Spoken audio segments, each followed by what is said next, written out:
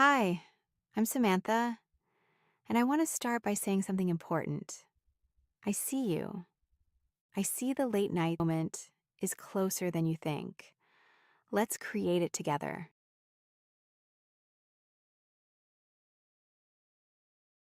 Spartans! What is your profession?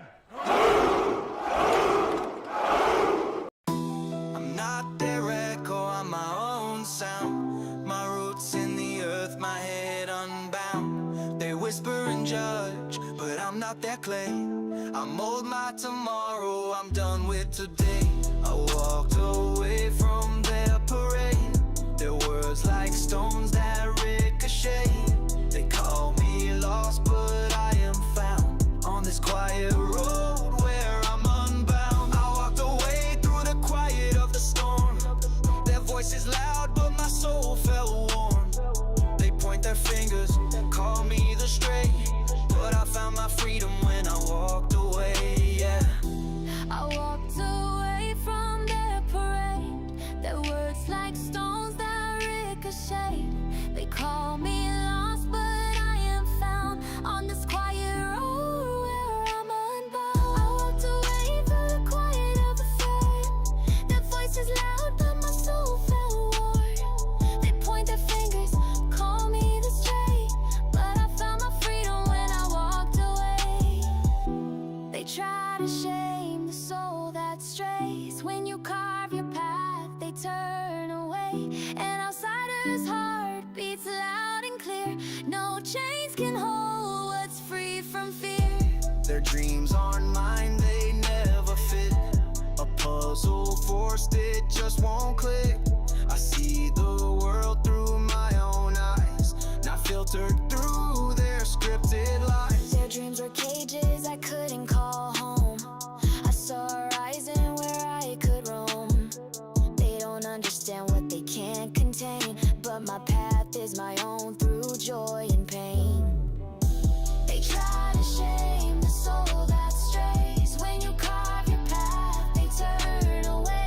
An outsider's heart beats loud and clear. No chains can hold what's free from fear. Let them whisper, let them glare. I've grown strong in this thin air.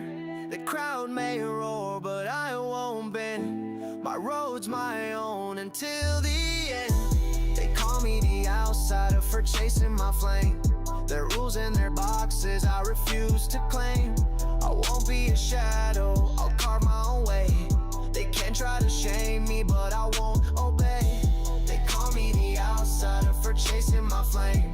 Their rules and their boxes I refuse to claim. I won't be a shadow, I'll carve my own way. They can try to shame me, but I won't obey. They try to shame the soul that strays. When you carve your path, they turn away. An outsider's heart beats loud and clear.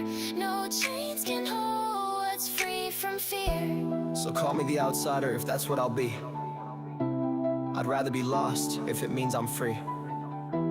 Their maps are for them, I'll chart my own sea. I walked away, now I'm finally me.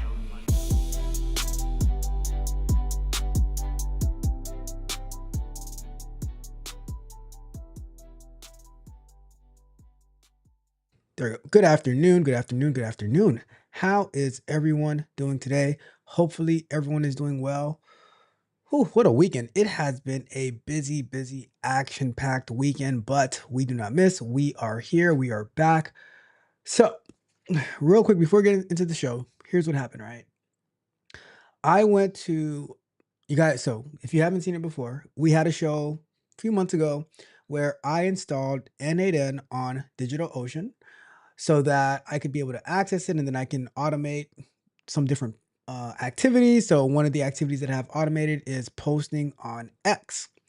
So what happened was yesterday I went to make some modifications to that, and guess what happened? I could not log into it. And the thing is, the posts are still happening, but I can't log in because it turns out I did not know this, but my security certificate had expired, so it makes me unable to access the actual website. So now I need to fix it. I need to renew the certificate. I tried to do it this morning quickly. I ran into some issues. So now we are going to be working our way to getting it fixed, to getting access to it. I am monitoring the on Thursday. I was so upset because trying to stream and something, I don't know what was going on. The internet connection kind of shaky. Looking at it now, it looks like we're all right. I'm only streaming, unfortunately, I'm only streaming to YouTube today because I am trying to see what's going on, see why sometimes there's a drop in data. This morning I did a like I just let a live stream run. Like nothing was playing on there, but I just let it run to test the system, and it was actually kind of low at 850 kilobits per second uploading, which is kind of low. So I'm not really sure what's happening, but hopefully we're good. Hopefully today we have a clean, smooth show. It's only exclusive on YouTube today. All right, so we shall see. I'm hoping for the best. We have some great topics to discuss during our break, all of that good stuff. But before we jump into it, I want to be the first to welcome you to the Tech Coach Off channel. We do all things tech over here. A lot of AI, a lot of DevOps, a lot of development. Sometimes all of them are mixed in together. Yesterday we had an amazing vibe code and chill session. My guy Junior was there, and I was showing some new features that I am adding to my coaching portal. I showed off my content creation assistant tool that I use to get my descriptions, my titles, my keywords, to get my thumbnails now. It's doing so much better with thumbnails nowadays, right?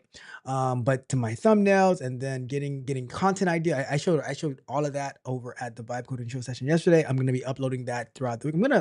I'm probably gonna do like one clip on Monday, one clip on Wednesday, and then the whole thing uploaded next Saturday inside of the Tech Coach Off Patreon. Really insightful. And if you are a Patreon member, I am willing to give access to the any of those tools, to either the content creation assistant tool and or the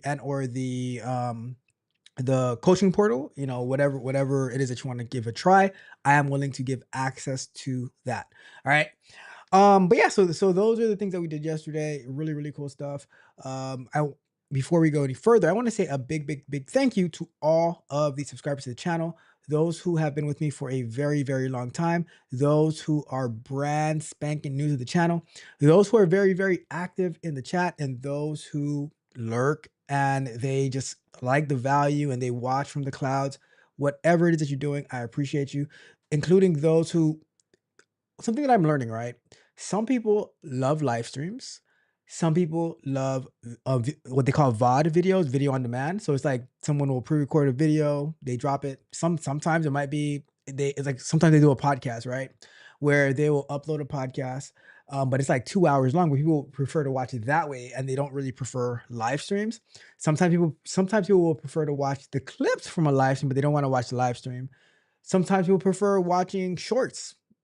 Some people, they just prefer shorts, and sometimes people watching will prefer watching live streams that are in vertical view, like in shorts view. So there are so many different ways to target the audience. So I'm like always thinking, okay, what is another way to reach more people, to add more value? So however it is that you consume this content, I just want to say that I truly appreciate you for allowing me to add value into your lives. I appreciate you.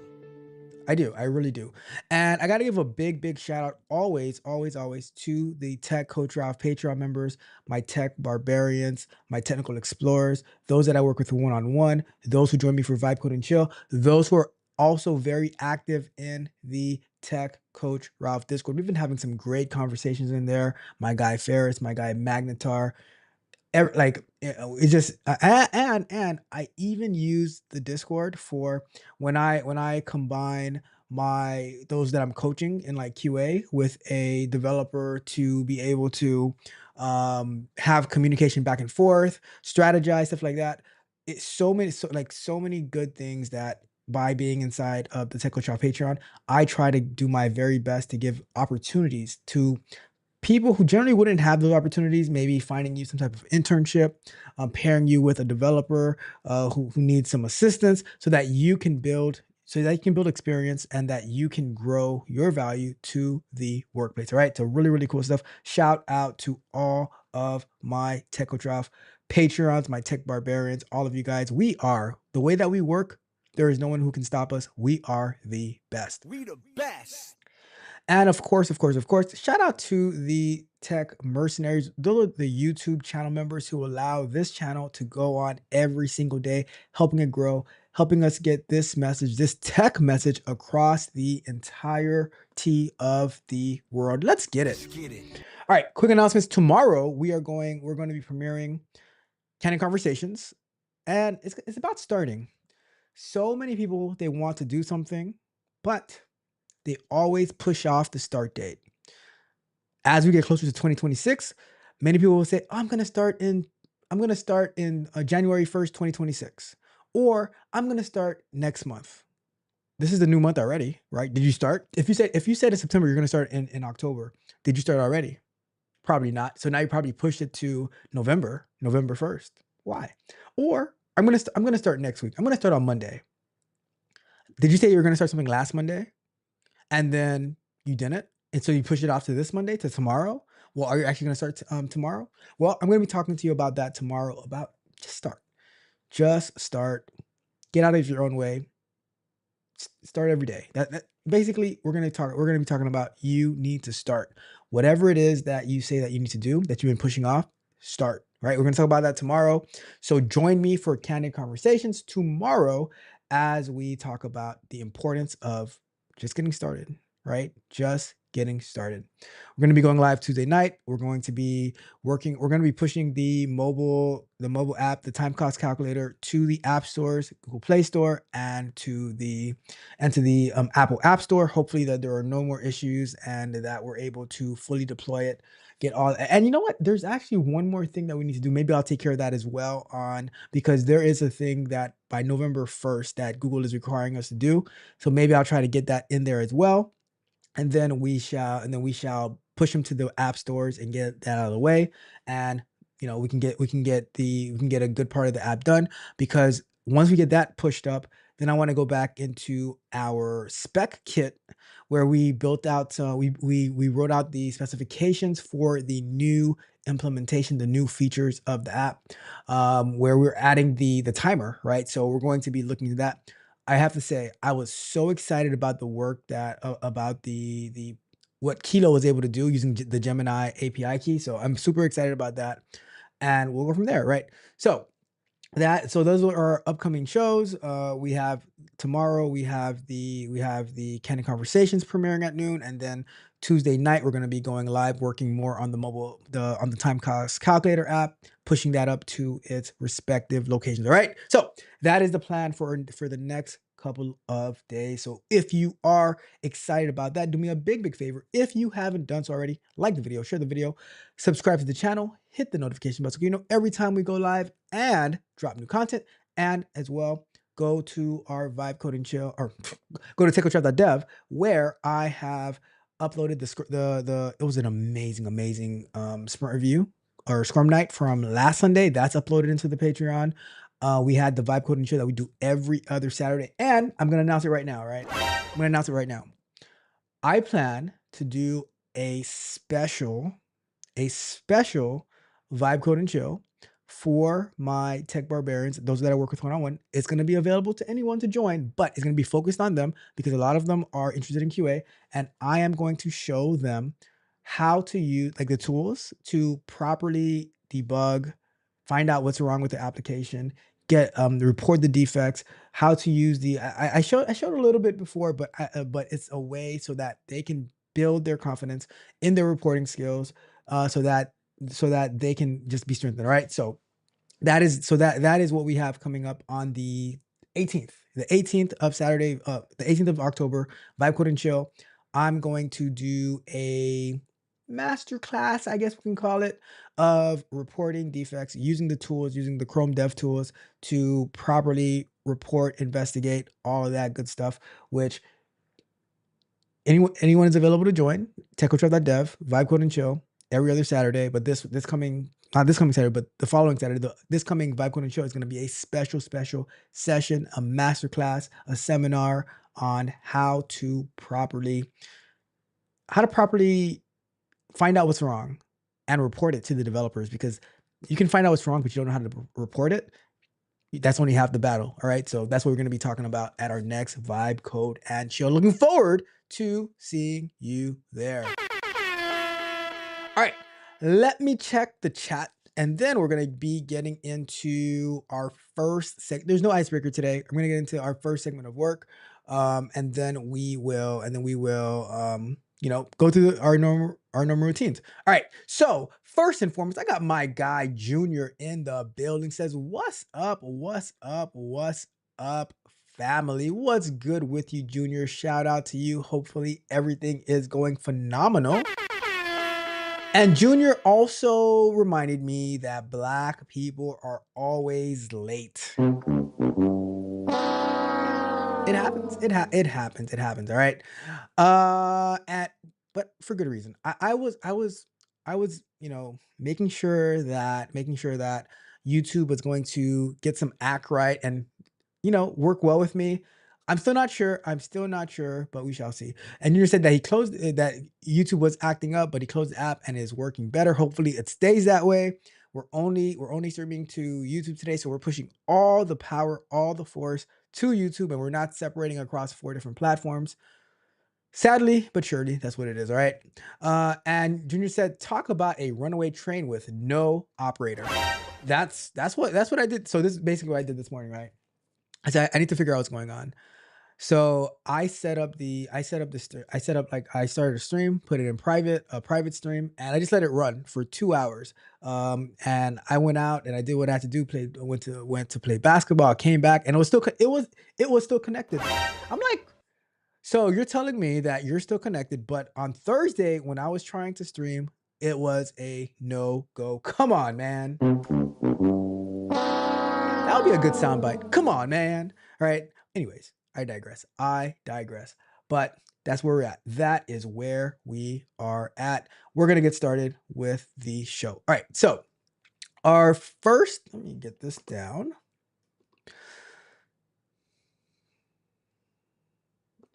Let's do that. All right. So basically, I will show you, but I went to log into N8N, the one that I installed on DigitalOcean, and it wasn't working. I could not get in, and I will show it to you. Hold on, let me get some things closed. Let's see. Let's close out some things over here. Closing out everything that we did from yesterday.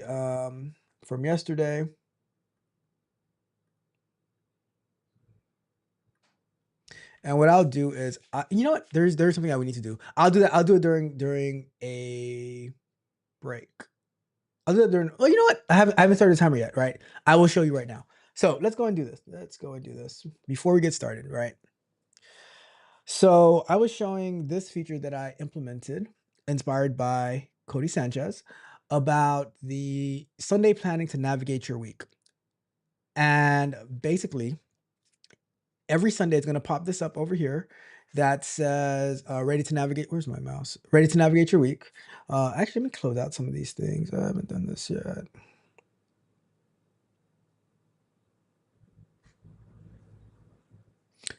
Let me refresh. Let me see where we're at.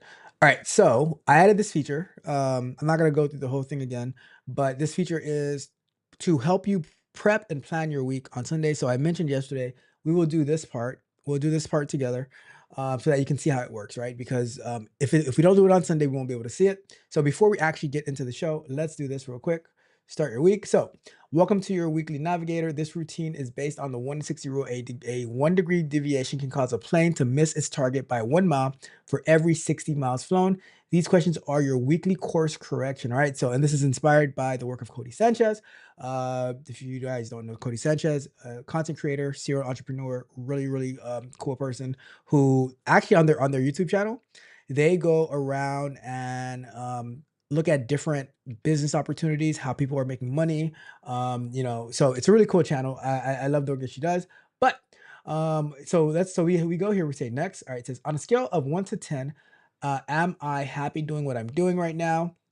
And the thing is, you can't use 7, right? So if we go to 7, it says, nope, you cannot choose 7.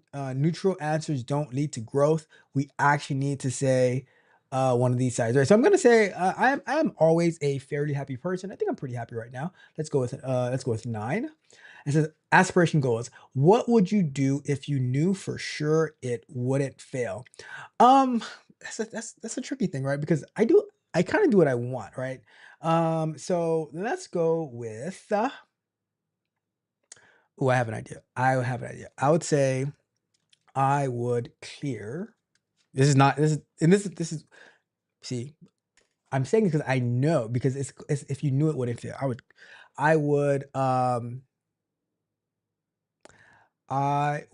say I would if I knew it wouldn't fail. Um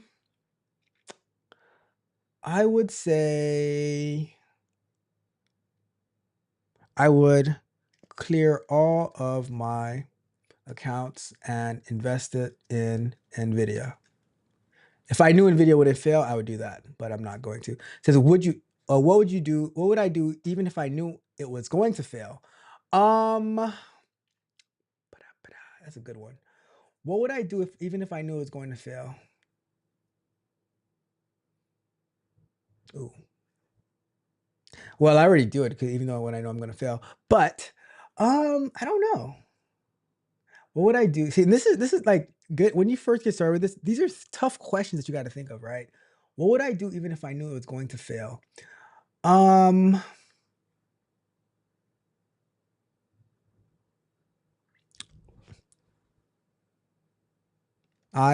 let's say this, I would create content all day, right? Um, yeah, let's go with that, right? What am I doing right now because I think I should do it? What am I doing right now because I think I should do it? Mm, because I think I should do it? I don't know. That's a tough question. What am I doing right now because I think that I should do it? I would say that I am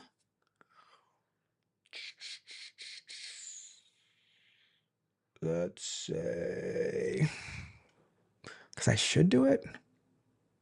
We'll go to let's say paying the mortgage. I don't know.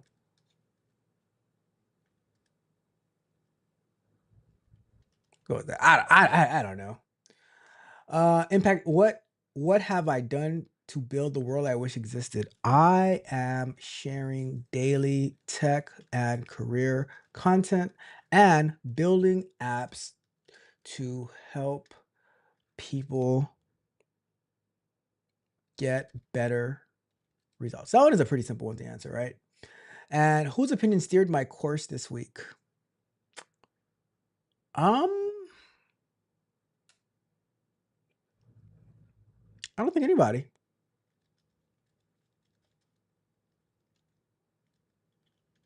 None that I can think of. All right. And then Keystone. What is one thing I need to accomplish next week to move closer to my goals? Uh I want to test a morning vertical live stream.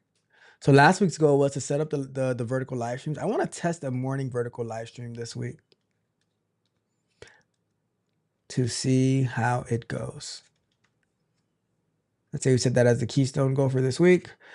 Joy fulfillment. Last week, how often did I do things I actively enjoyed? A lot. I did jujitsu. I did streaming, except for on Thursday night where it really pissed me off. We did streaming. We recorded videos. We released video. I worked. I did a lot. I did a lot. And it says my happiness. So summary and lock-in. Here's your map for the week. You can review it anytime in your navigator log. Now go execute. Happiness score 9 out of 10. Weekly keystone goal. Test the morning vertical live stream to see how it goes. Joy level a lot. All right, complete. And that is done. So now it pops up what is our keystone goal for the week. And if I go to my weekly navigator, I have that goal right here, and then it shows me what I answered for this week. I need to find a way to go back because this is done. I need to go find a way to go back and mark it as completed because I didn't get to mark it as completed as yesterday. And then I need to also fix the dates. So the dates are wrong on this. So that's another thing to figure out. But that's basically what that is. And then one bonus feature I want to show you is if we go over to, why is it so big? If so, as part of the weight loss journey, this is another feature that I added, right? If I say log weight, let me do this way. Let me take a picture of myself. Why is this like that? Hold on, let's do this. Let's move that over this way. All right. Let's say we do. Let's take a picture.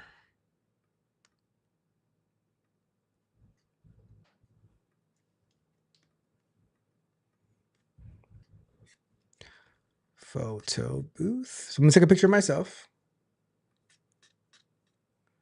Did this yesterday. We move this.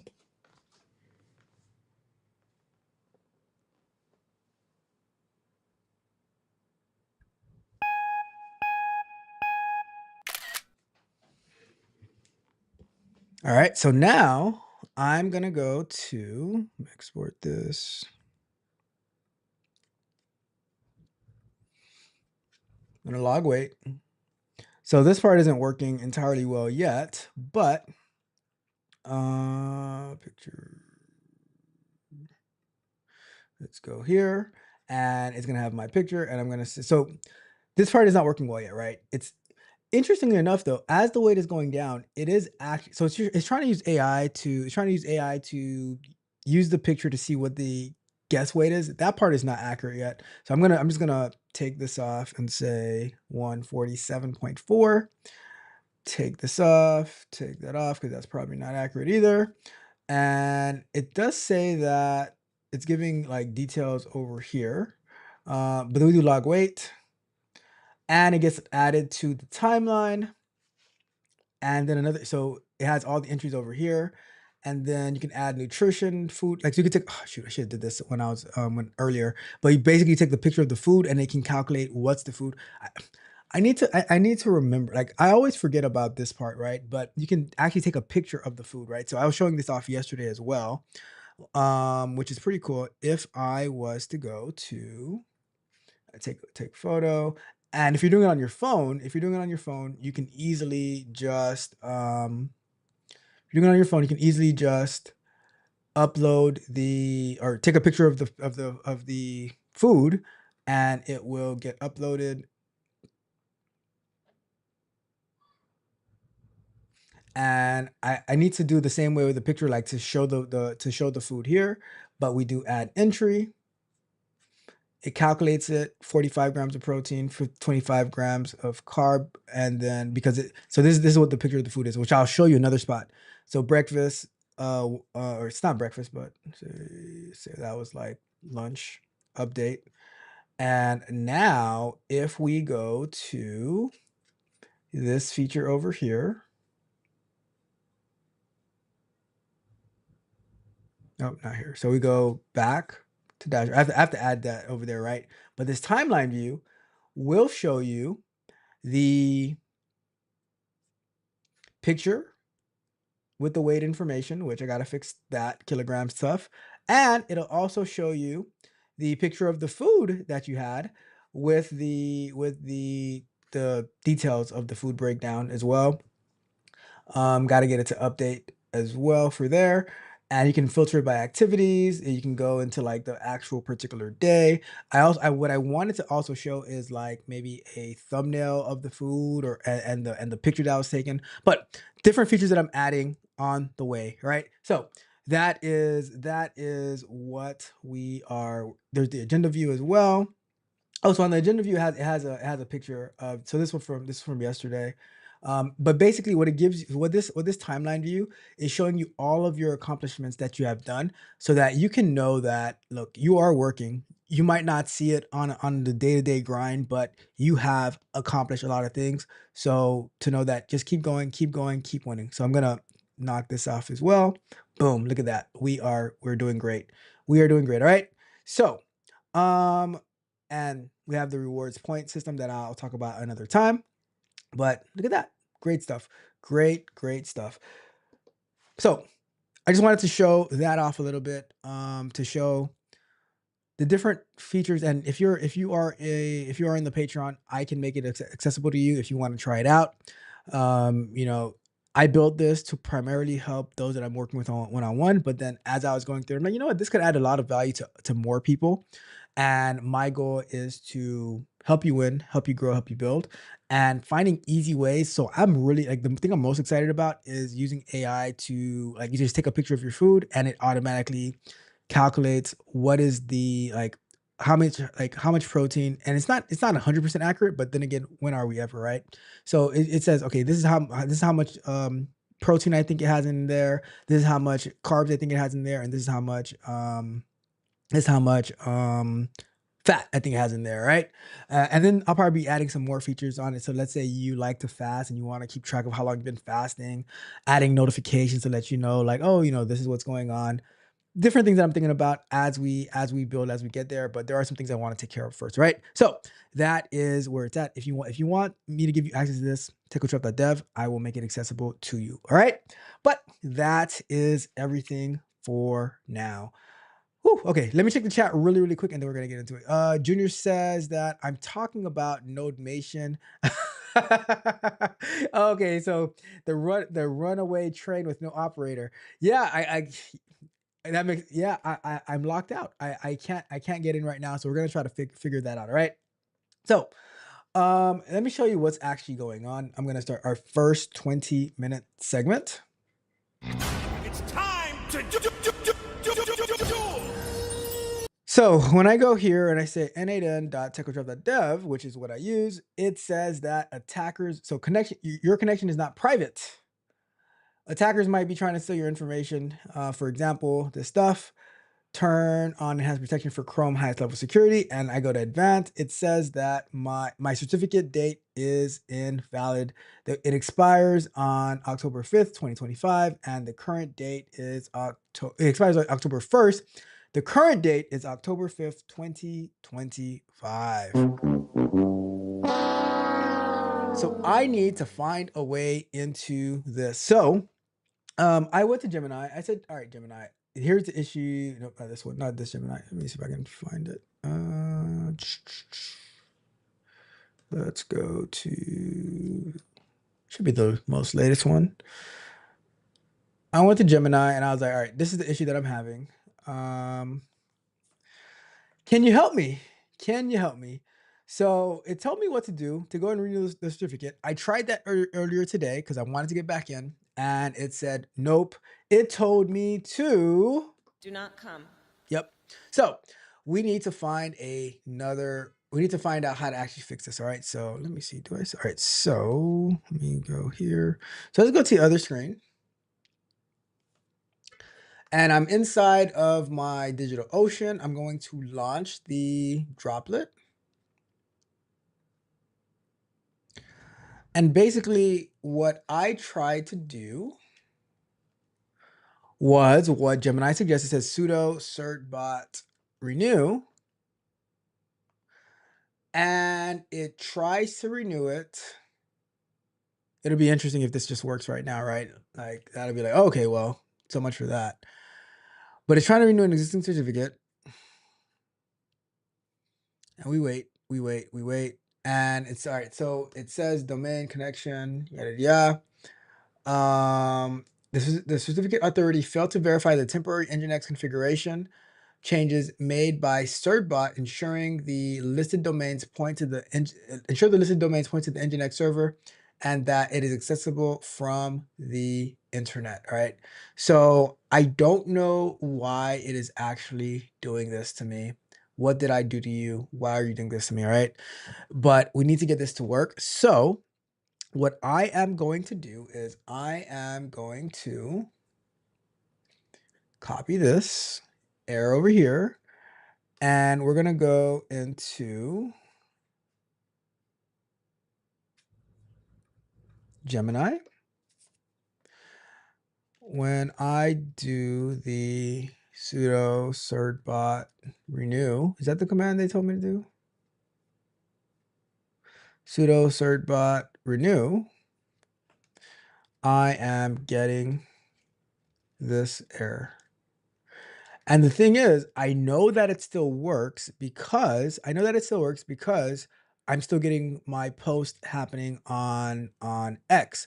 So like Junior says, a runaway train with no operator, right? That's exactly what's happening because I need to be able to get in. I could always like shut everything down, but I don't want to do that.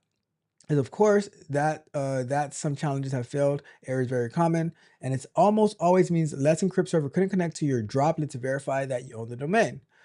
The verification process happens over port 80. Even if your site forces HTTPS, port 80 must be open and accessible to renew for the renewal to succeed. What? Okay. So it says check your DNS record. First, ensure your domain N8N.secretary.dev is pointing to the correct IP address of your DigitalOcean droplet. Run this command from your local computer, not the droplet. Okay, so let's do that first. We're gonna go over to. We are going to go over to here, and we're going to get a here.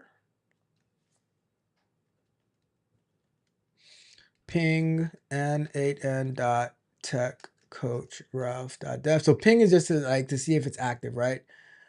Request timed out. What? Why is the request timing out? Okay, so that's not a good thing. That is not good. All right, so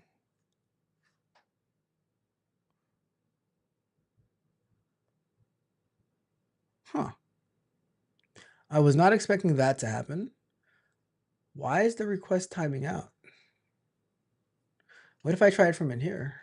Ping dot N8N dot tech coach Ralph dot dev.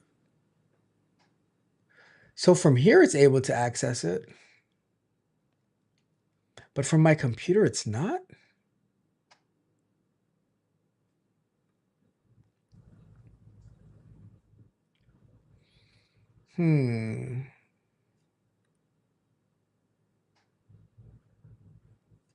That makes me wonder what actually is going on here.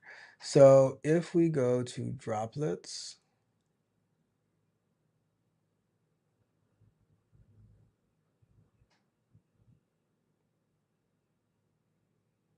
go into here.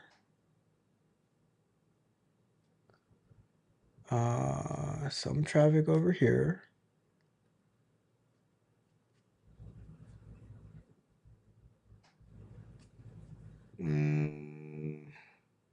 Not working. If I go to this IP address, nothing happens there. SSH. So we don't have an inbound firewall rule. So all right, so let's do this. Let's go back over here. This is the most common cause. The firewall on your server or your DigitalOcean account might be blocking traffic to port 80. SSH into your droplet. Okay, so let's do SSH. So okay, that might be why then. SSH into your droplet. Check the status of the UFW uncomplicated firewall. Sudo UFW status. Look at the output. You must see that an entry that allows traffic on port 80. This will look like this. If you don't see that rule, add the rule. Okay. Then reload the firewall. Don't forget to check if you have a cloud firewall apply. All right, so let's do this first, right? Let's do the sudo UFW uncomplicated firewall status. Let's go back over here. And we do sudo UFW uncomplicated firewall status. And we do not Wait, well, there's an Nginx full here for V6 though. Well, no, there's an Nginx full here as well. I don't know. But there's not an Nginx HTTP, only an Nginx full. So let's do what they said. Let's do sudo uncomplicated firewall allow Nginx HTTP. Rule added. All right. So now if we do status again, and we have, all right, so we have the Nginx HTTP. So now I wonder if we were to go to ping again, still timing out. All right, so now let's take a look over here. Run a renewal dry run. Pays close attention to the output.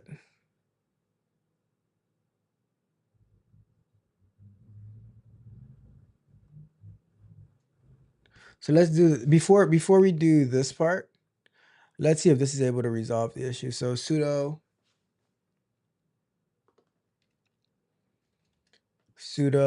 certbot renew dry run.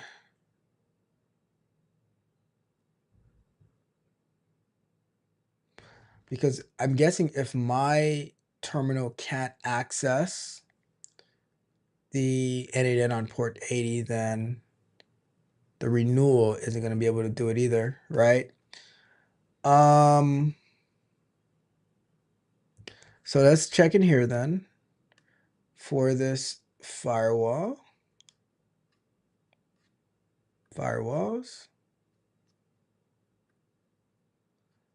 So there is no rule here for port 80. Let's see if we can add it.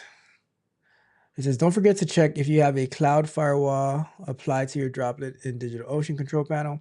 Go to networking firewall. If your droplet isn't listed, click the firewall and make sure you have inbound rule that allows HTTP traffic to port 80 from all sources, right? So let's say HTTP.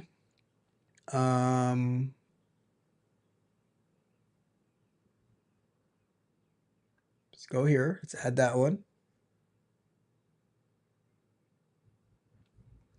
And now if we go to here, it's still timing out. Oh, wait, 1 second. We should do, I don't think we did the sudo reload. So if we go here, and yeah, we never did the sudo reload. So let's do sudo uncomplicated firewall reload. Firewall reloaded. So let's try from here again. Still timing out. It's still timing out. Let's try the renewal part again.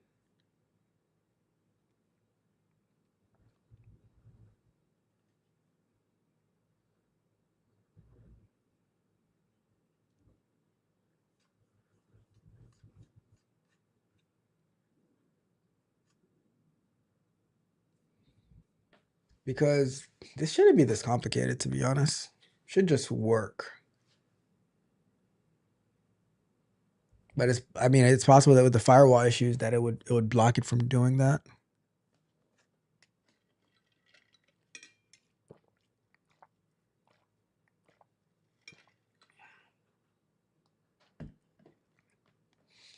Let's see what happens.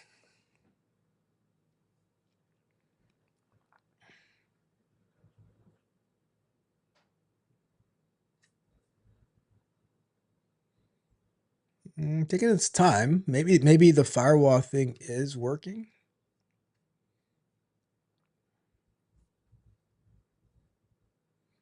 Because if that works, then we can go in and do the actual renewal. So this is just so the dry run is just simulating the renewal. But if it works, then we can actually go in and do the actual renewal. Being that it's taking so long, I think it is working though. Hopefully.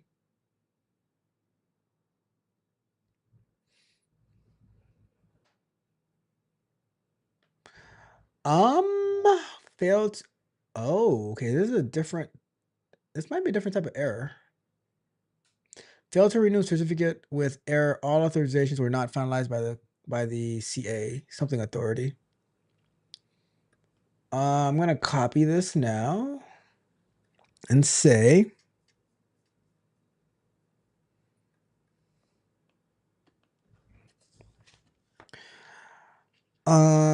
after doing the dry, just say sudo cert bot renew dry run, I got this error.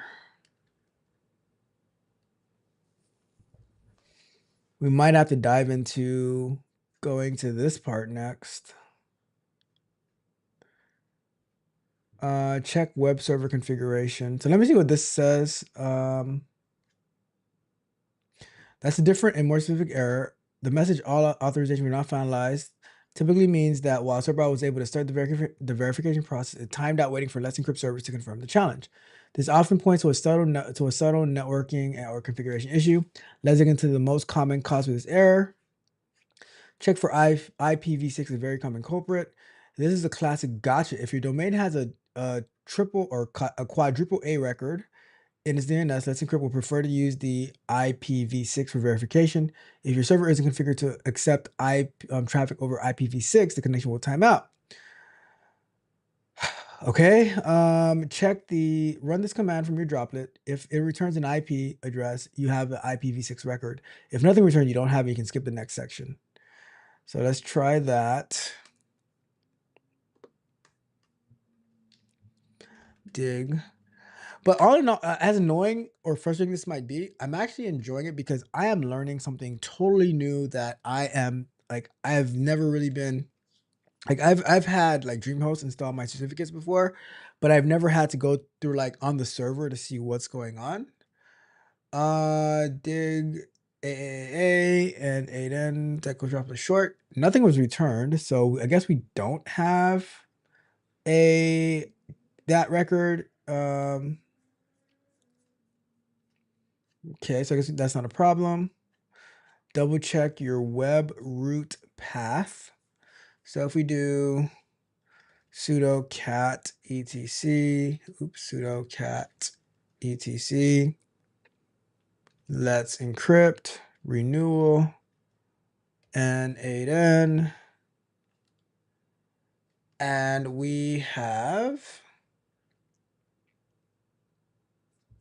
look for a line that says web root path. It goes path to your web root.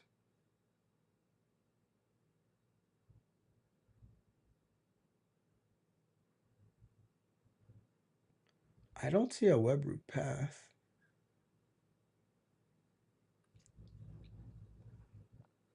So I'm just going to copy this over here and I'm going to go back to here.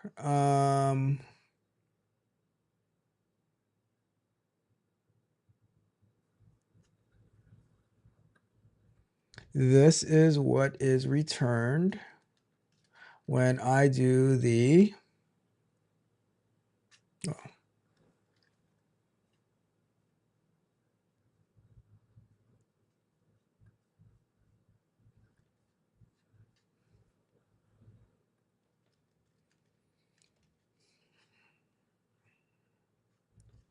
so I don't see that web root path, which maybe that's the problem.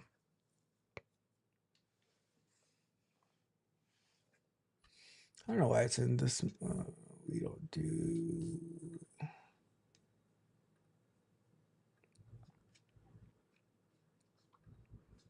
There we go, much better. All right, so thanks for sharing the configuration. This is the piece of information we needed. Your output shows the line authenticator Nginx. This means you're not using the web root method I mentioned before. My apologies for the incorrect assumption. Instead, you're using the Nginx authenticator, which works differently. Here's how the Nginx authenticator works. The Nginx authenticator is smart, but has specific requirements. To verify your domain, it automatically and temporarily modifies your Nginx server configuration to respond to the Let's Encrypt challenge. For this to work, certbot must be able to find a clear and correct server block in your Nginx configuration for your domain. The all authorizations will not finalize error when using the authenticator strongly suggests the cert box is either failing to find the correct server block for N8N, finding the block but being unable to modify modify correctly due to conflicting rules. So verify your Nginx configuration. We're going to use this sudo nginx-t. You should see a message saying that the syntax is okay and the test is successful. If you see an error, you must fix it before certbot can work, right? So let's try this one out.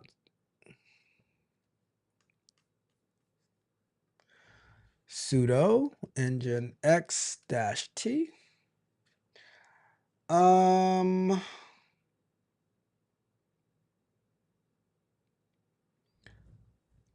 It says warn SSL stapling ignored, no OCSP responder URL in the certificate. Nginx the configuration file. Okay, so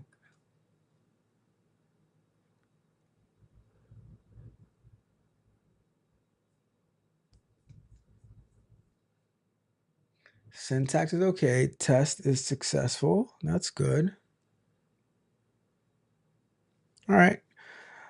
Find the server block. Let's find exactly what domain is configured. So if we copy, I'm just gonna type it in here. Sudo grep -r N8N tech coach Ralph.dev etc nginx sites enabled. Huh. Lunch break. Lunch break. Nothing came up for that. I was expecting something to come up for that. So this will show you the files that reference your domain. Opening the main configuration file. It's okay. Okay, so that might be a part of the problem then. That might be part of the problem. All right, so when we come back from break, we will actually look into why that's happening, what's going on, and then continue with trying to troubleshoot this, right? So we're making progress, but it's still kind of weird how all this crept up all of a sudden, you know? But it is what it is. It is what it is. I'm going to check the chat and then we're going to get to our first break time conversation. Let's see. Junior says, this is why it's good that test these things out so that you can see the bugs in the process and then know how to fix it so you won't be locked out again of the account. Exactly, right? So for me, I never really get bothered by any of this stuff because I'm like, okay, I didn't know this before. So why would I be frustrated over something I didn't know? I'm able to get more knowledge and I'm able to prepare better for the future. So it's never a big deal for me. And I enjoy being able to share it with everyone who's watching, whether you're watching it live, whether you're watching it on replay. That's part of my pleasure, sharing this information.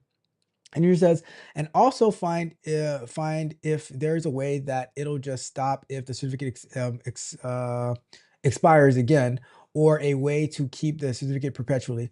Yeah, honestly, it's supposed to renew automatically. So, but I think it didn't renew automatically because the like these configuration issues that I'm not familiar with. And as far as it's stopping, we could probably find a way to do that. But I guess it depends because in this particular case, I don't want to just stop everything that's being posted on X for what it's being used for. But the fact that in order to stop it, I need to find a way in, it's a catch-22, right? But it is what it is. Okay, so our first topic for this break, let's go over to, it's about Iceland. Yes, Iceland. Let's do the results of Iceland's 4-day workweek experiment. Yes, Iceland. They tried out 4-day work weeks back in 2019. I want to see how that is going. Let's go read it together. All right, so this article is brought to us by Boston Organics, and it reads, Iceland approved the 4-day work week in 2019. Nearly 6 years later, all the predictions by Gen Z have come true. So let's see what this is about. Gen Z's advocacy for the revolutionary workplace changes has found its most compelling validation in Iceland's groundbreaking 4-day workweek implementation. Now, keep in mind, all right, hold on, we gotta do this. I hate doing research on the fly, but what is the population of Iceland? Iceland has 404,000 people. 404,000 people. Okay. That is, what is the population of Miami? Miami has more people than Iceland itself.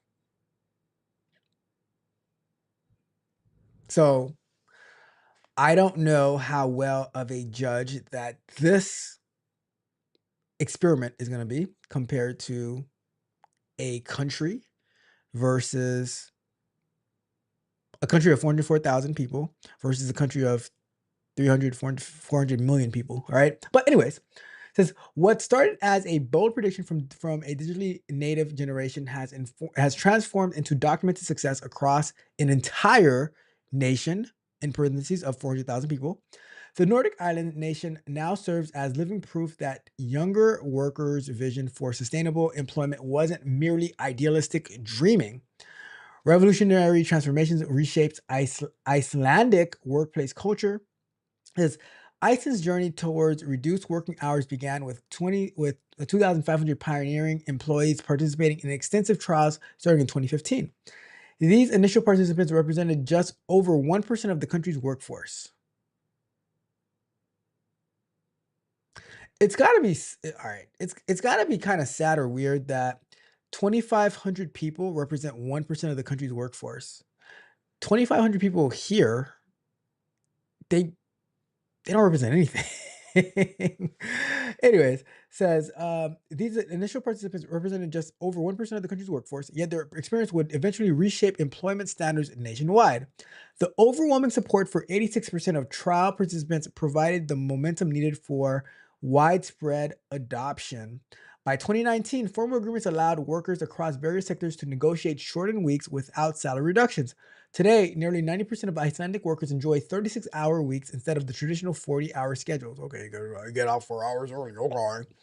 This transformation occurred while maintaining full compensation, contradicting skeptics who predicted economic disaster. The transition required careful coordination between employers, unions, and government agencies. Unlike Belgium's approach, where longer daily hours compensate for reduced working days, Iceland maintained standard daily schedules while eliminating an entire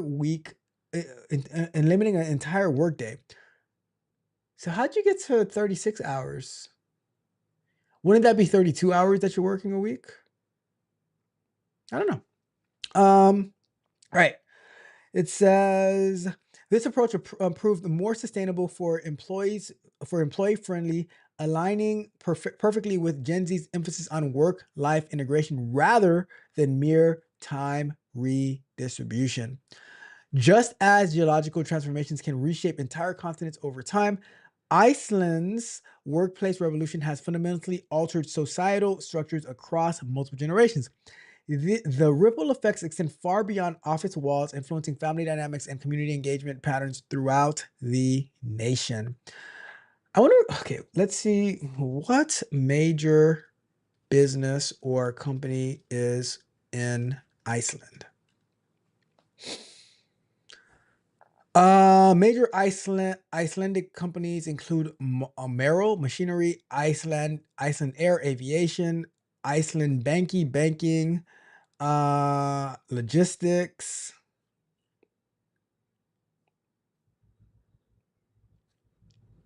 I don't know. Let's see. We are here. All right. Generation Z, innate digital fluency, proved instrumental during the transition period. Having grown up immersed in digital environments, these workers naturally adapted to technology-enhanced productivity methods. Their comfort with digital collaboration tools, cloud-based systems, and automated processes help maintain operational efficiency across reduced timeframes. That does make sense though, because back in the days when you were working 40 hours, like there was not the amount of technology that can help you go faster. There was not AI and stuff like that. So that I can kind of see that part of it. The synergy between advanced infrastructure and digitally native workers created unexpected productivity gains in several sectors. Reports indicate that output levels remained stable or even improved, defying traditional assumptions about time productivity relationships. This success demonstrated that smart work approaches could effectively replace extended working hours when properly implemented. That's it. That is not bad. That See, the only thing that I wonder is that customers are still there on Fridays as well. And I've known some city governments who have moved to 4-day work weeks as well. You know, companies discovered that focused, well-rested employees accomplish more meaningful work than exhausted colleagues grinding through extended schedules. The combination of modern tools and refreshed workers proved more valuable than additional hours filled with diminishing returns. Like learning practical household management techniques, adopting efficient work methods, and required initial adjustments but delivered lasting benefits. Social benefits validate Generation Z wellness predictions. Mental health improvements emerged as one of the most significant outcomes of Iceland's shortened work week experiment. Workers reported sustainably reduced stress levels and enhanced overall well-being. Validating Gen Z's emphasis on psychological wellness and workplace discussion, the additional time for rest, recreation, and personal pursuits contributed to happier, more balanced lifestyles. Honestly, though, I think what's going to happen is this is what I think happens. Now, instead of saying, oh, like, oh my God, it's Friday, so excited. And then it's like, oh, Monday, it's still going to be, oh my God, it's Thursday. And then the 3-day weekend was too short. Says gender equality received an unexpected boost through this workplace transformation. Men gained opportunities to engage more actively in family responsibilities and childcare duties. Breaking down traditional roles, divisions. This shift towards shared domestic responsibilities aligned with younger generations' expectations for equitable partnership and family dynamics. What? The key benefits observed include enhanced work-life balance across all age groups and professions, reduced burnout rates and improved job satisfaction scores, increased time for personal hobbies, education, and community involvement, stronger family relationships, and improved parenting engagements, better physical health through reduced work stress. I will not even try to say this, but let's go with Maria, an activist and educator, emphasizes how the 36-hour work week has transformed her family's quality of life. Her testimonial reflects broader societal changes where 90% of participating workers report greater happiness and fulfillment. The successful mirrors how innovative gardening practices can yield unexpected benefits when traditional methods are questioned and improved. I don't have any problems questioning traditional methods, but I don't know. Adoption is a tricky thing, right? Global influence spreads beyond Nordic borders.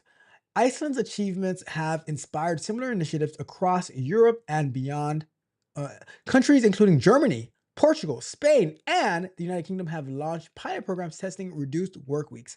Each nation adapts the concept to local economic conditions and cultural contexts while drawing from Iceland's successful implementation strategies. So is it a law that Iceland is following? Like, how does that work? And I have no problem though. If a company wants to offer this as a perk or a benefit, I think that's cool. I do not believe in government mandating private companies on the things that they should or shouldn't be doing. I think that if companies want to implement a 4-day work week, then I say go for it. But if companies want to implement a 5-day work week and a 6-day work week, whatever it is that they want to do, I think that it is totally up to the company to figure that out and not a government imposed law, right? Or mandate. As each nation adapts to the concept. All right, read that. It says the Icelandic model demonstrates that Gen Z's workplace predictions weren't utopian fantasies, but achievable goals requiring proper planning and commitment. Their vision of human-centered work environments have proven economically viable and socially beneficial when supported by appropriate technological infrastructure and progressive policies. I see my thing. Another thing is I would like to know what type of companies implemented this, right? Because not all companies are created equally. Not all companies work equally, right? Because, however, political challenge remain even within Iceland. Upon upcoming parliamentary elections will address ongoing debates about European Union membership, with only social democrats and reform parties supporting integration. Despite workplace success, broader geopolitical questions continue dividing public opinion across traditional party lines. What does it have to do with the 4-day work week? The 4-day workweek revolution validates Generation Z's belief that employment should adapt to human needs rather than forcing people into outdated industrial frameworks. Iceland's experience proves that sustainable work practices benefit individuals, families, businesses, and entire societies when implemented thoughtfully and supported by modern technological capabilities. So let me do this like real quick. What businesses in Iceland implemented the 4-day work week? And I think this is a problem that a lot of people do and don't do, right? Like, because like when I'm reading these articles, then I'm like, well, I kind of need more context on this because I need to know the what and the why, because I can't say like the company that I work for that, oh, all of a sudden that we should do 4-day work weeks, because I would need to know, okay, what companies did it? How did they do it before we can just say, oh, in the United States, we should do this, because some places in the United States actually do this already, you know, like for nurses, for example, a lot of nurses work 12-hour shifts 3 days a week, which round out to 36 hours, you know. Says Iceland did not have one specific company implement a 4-day work week, but rather two major trials from 2015 to 2019 involving 2,500 public sector employees, so those are government employees, in diverse workplaces like preschools, offices, and hospitals, which proved successful and led to widespread adoption of shorter working hours for nearly 90% of the workforce through collective bargaining agreements. So this is a bunch of like union stuff, right? Duration and participants, workplace diversity, key findings, widespread adoption. Let's see. Do private companies in Iceland have 4-day work weeks? Private companies in Iceland widely offer or are affected by the 4-day work week as a model, which became popular after the 2019 pilot program was implemented through the union negotiations rather than government mandate. So the unions negotiated to have the 4-day work weeks, leading to nearly 90% of the workforce embracing shorter hours. This resulted in shorter work weeks to around 35, 36 without salary reduction, demonstrating improved work-life balance. All right, let's say, what are some private companies in Iceland? Let's see. So private companies, so the same ones that we read earlier, fishing, food. I don't know. I just, let's see. How many private companies in Iceland? Iceland has 134,000 registered business entities as of July 2025 in USA. So the United States of America has 25 million private businesses and a number that far exceeds the less than 4,000 public companies. And to go back real quick. So 134,000 in Iceland, 25 million in the United States of America. So I don't know. I don't think it's a bad thing to try. Not sure exactly how, like, I don't know how that's going to work out in the US. I think if companies want to offer it as a perk or incentive, great. If unions want to negotiate for 4-day work weeks, cool, great, awesome. But then what happens to overtime and stuff like that? I don't know. I don't know. We shall find out. We will see if that is something that gets adopted here in the United States of the Americas. All right. I'm gonna check the chat real quick, and then we will go back to continuing trying to fix my N8N installation. All right. So Junior said that's less than some rural places here in America. Tell me about it, right? Like Miami itself has like close to 500,000 people on its own. That's one city in the United States of America. Uh how many? So Miami 400,000, right? I think New York has 8 million people. Like New York City has 8 million people. Chicago population, I mean, Chicago population is Chicago has 2.7 million people. Los Angeles population, 3.879 million people. What other, let's see, Atlanta population? That's a big city, right? 520,000 people in Atlanta. Detroit, 645,000. Charlotte, North Carolina, 943,000. Like, we have cities bigger than Iceland. So it's kind of hard to see. Like, I think it's definitely worth trying. Maybe start and like I said, some cities they actually do the 3-day, 4-day work weeks. But you know, I'm just not sure how that's going to be adopted in the United States. All right. Anyways, let me check the chat. Junior says, yes, governments need to get out of private. Tell me about it. Tell me about it. And that's just New York City, the 8 million, not the state. Yep. I wonder what is the state though. New York State population. So New York State has 19.87 million people, but about 8 million of those people are from New York City. New York City has 8.5 million people, and New York State has about 20 million people. What is Florida's population? Florida has 23.37. Wait a second here. That's interesting. So Florida, but New York is a pretty small state though, but Florida has 23 million people. New York has 20 million people. Like just you would just think that New York would have more people than Florida, but it is a much smaller state than Florida. So like Florida has a way more highly populated cities. We have Orlando, we have like Broward County, we have Miami. There's the I don't think there's that many people in Jacksonville or Tallahassee. I think it's mainly Orlando. Well, Jacksonville has a million people in there. Actually, I didn't think Jacksonville had that many people. Jacksonville has a million people. Tampa has about four. Even Tampa has more people than Iceland. So it's a hard sell. It is a hard sell. Let's see, Broward County.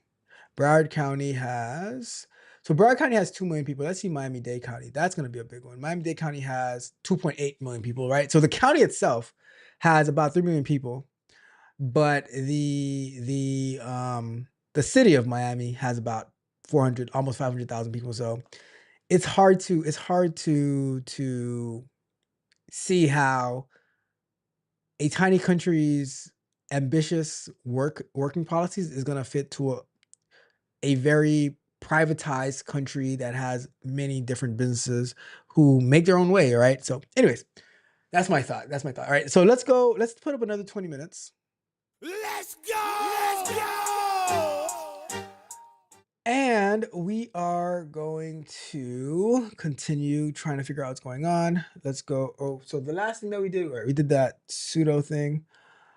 This will show you that. So we did this command over here that we didn't get anything back. So it says this will show you the file that reference your domain. I will say when I did this command, nothing was returned to me.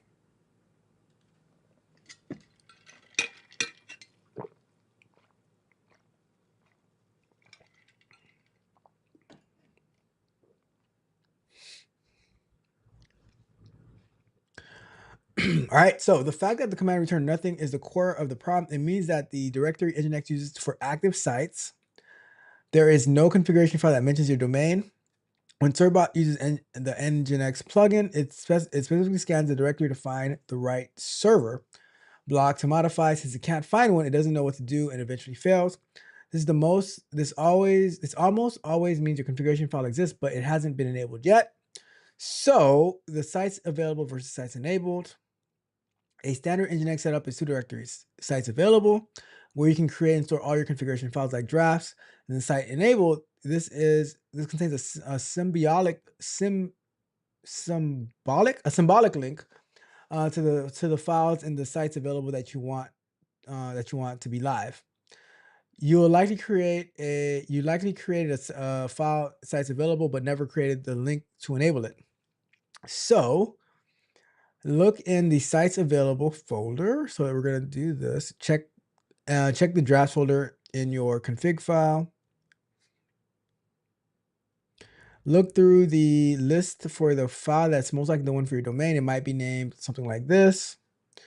Create a symbolic link to enable it.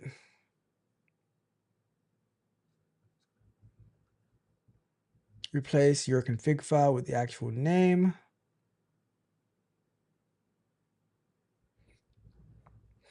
This tells you next. All right, so let's start off with over here, right? And I'll just do it on the. So if we go to ls-l etc nginx sites available. Okay, there we go. So we have this site available, right? This n8n.dev. All right, look through the list for the one that's for me. And once you've identified the correct file, use the following command to create the link. Replace it with your config file. So we are going to do sudo ln-s etc nginx sites available.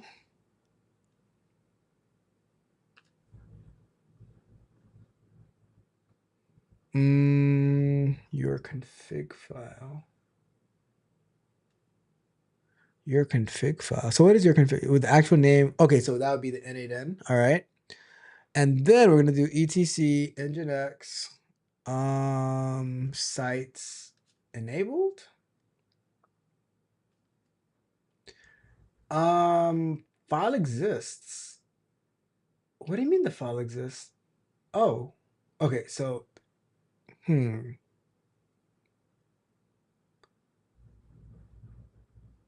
So let's do this then. Let's do the ls enabled. So this exists. So then why did it fail the first time?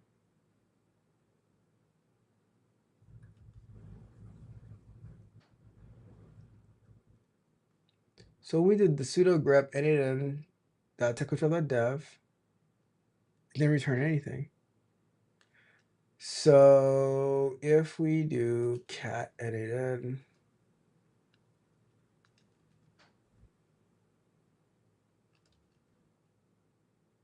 sites enabled n8n, so we have a bunch of stuff in here. All right, so let's clear that out. So let me get this error again then.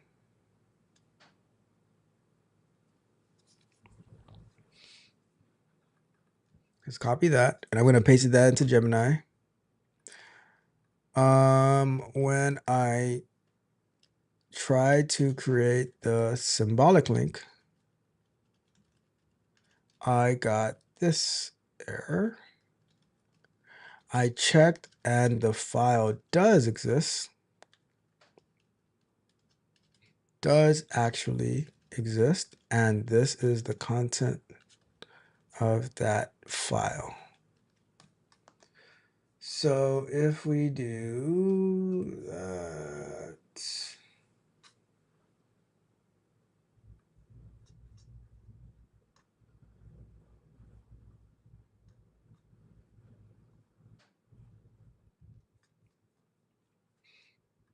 So I like to paste the content of the file so that I can feed it to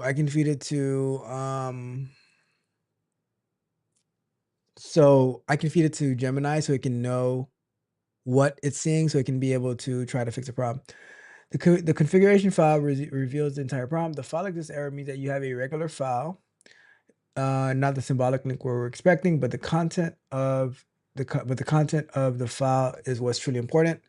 The issue is your second server block, the one for port 80.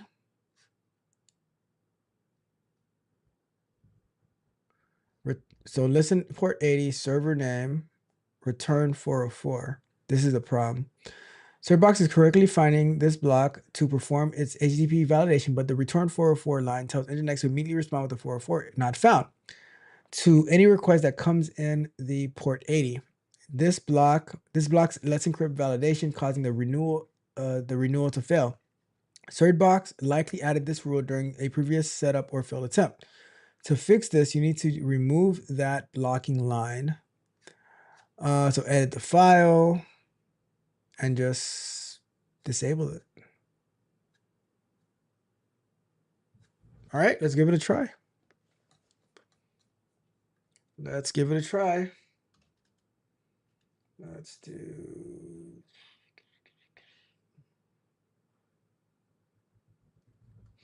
Hopefully we have Vim on this. We do. All right, so if we go down here,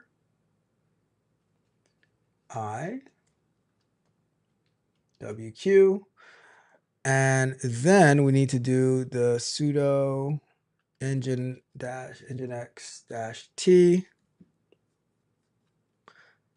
enter. Okay, it says it's okay. So now we're gonna do sudo systemctl reload nginx.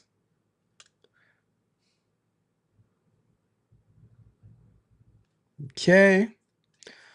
Next up, rerun certbox with the 404 block removed.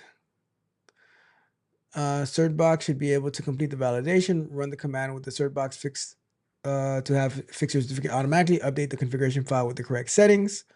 So we're gonna do sudo certbot --nginx -d for domain, N8N.techcoachralph.dev, reinstall. This command will now succeed, and Certbox will rewrite that port 80 block correctly to handle both validations and redirects. All right, let's see what happens. Let's see what happens. Renewing a certificate for that.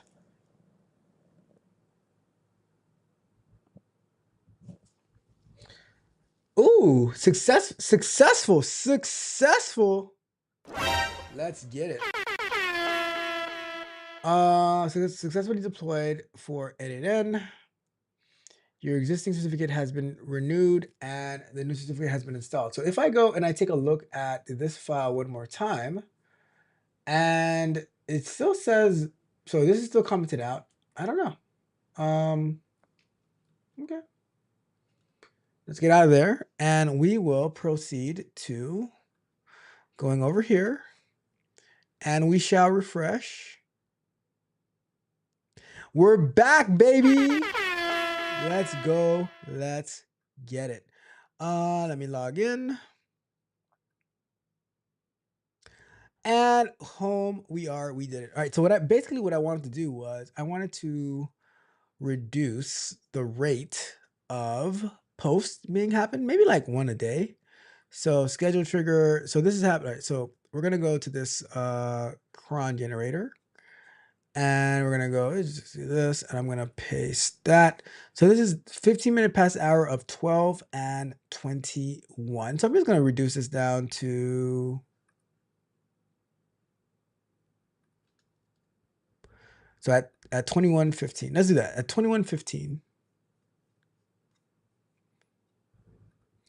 So we're gonna just paste that, and we're gonna say save that. That's for a question post.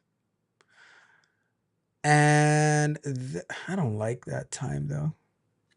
Let's say we did this at, I want to do 12. Let's say at 4, or that would be 16. Yeah, 16. So let's do that at 16. I'll be at around 4. And now let's go back to our list. So that's that one. The bootcamp post, let's go and do,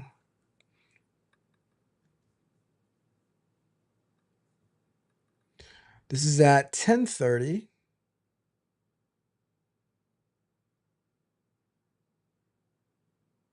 Yeah, I could stay for now. Let's go to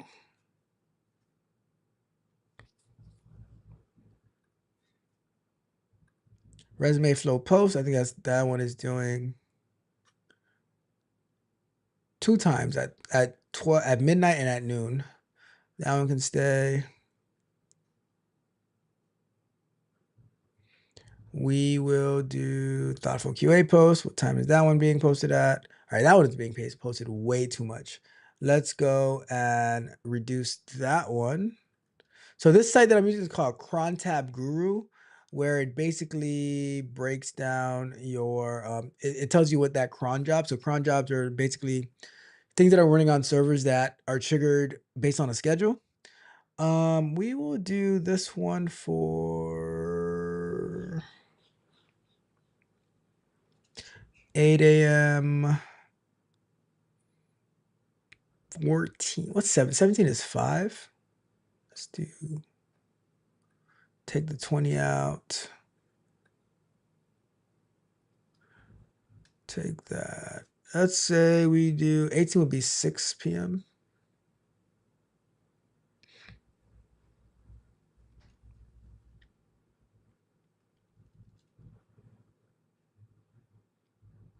Let's go with this one.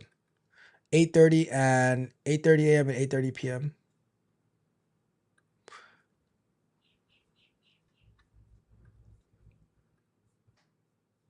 And so we got that. That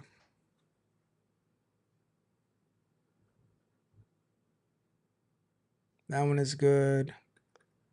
Controversial post is for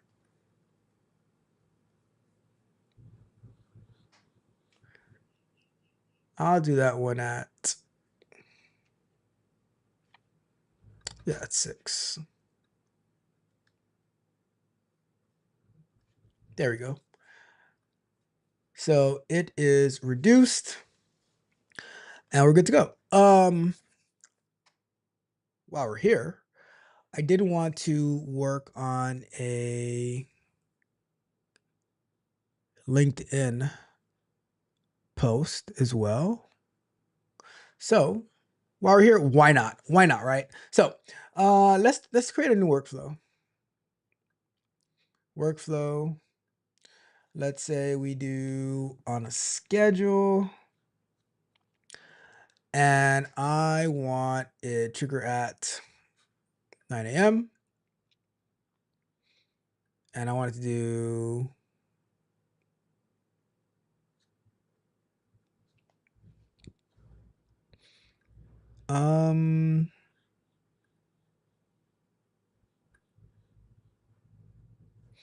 do a custom cron.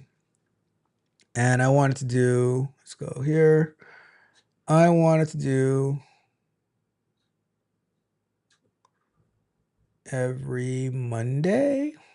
Can I do this to wed? Oh, nice. Fry at not, what's this one? There we go. So that's the one that I want. At 9 a.m. Monday, Wednesday, and Fridays, I want this to be triggered. And we are going to save that. And we're going to add it to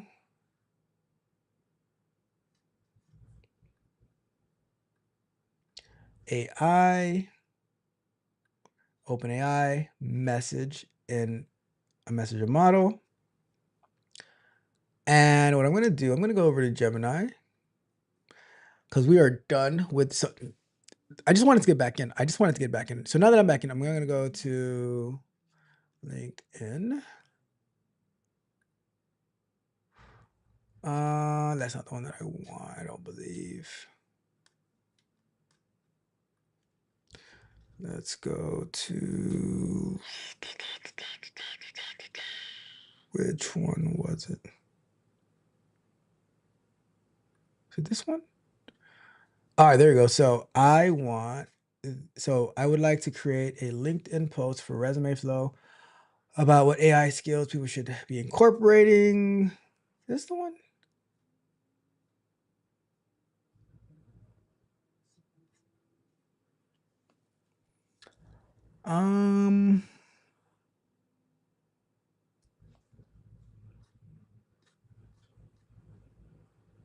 So maybe I could have one for Fridays, one for Mondays. So let's do this. So let's say this is the one for Monday, right?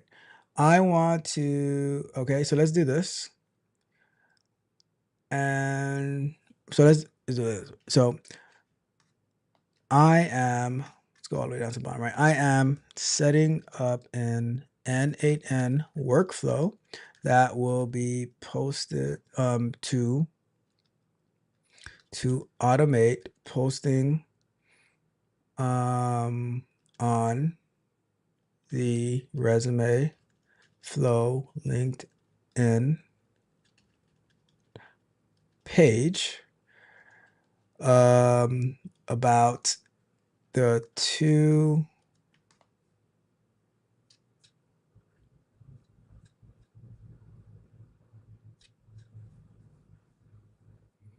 about the topics we discussed and created post above for. Can you give me the workflow and the prompts to have these posted automatically? Let's see what we get out of that.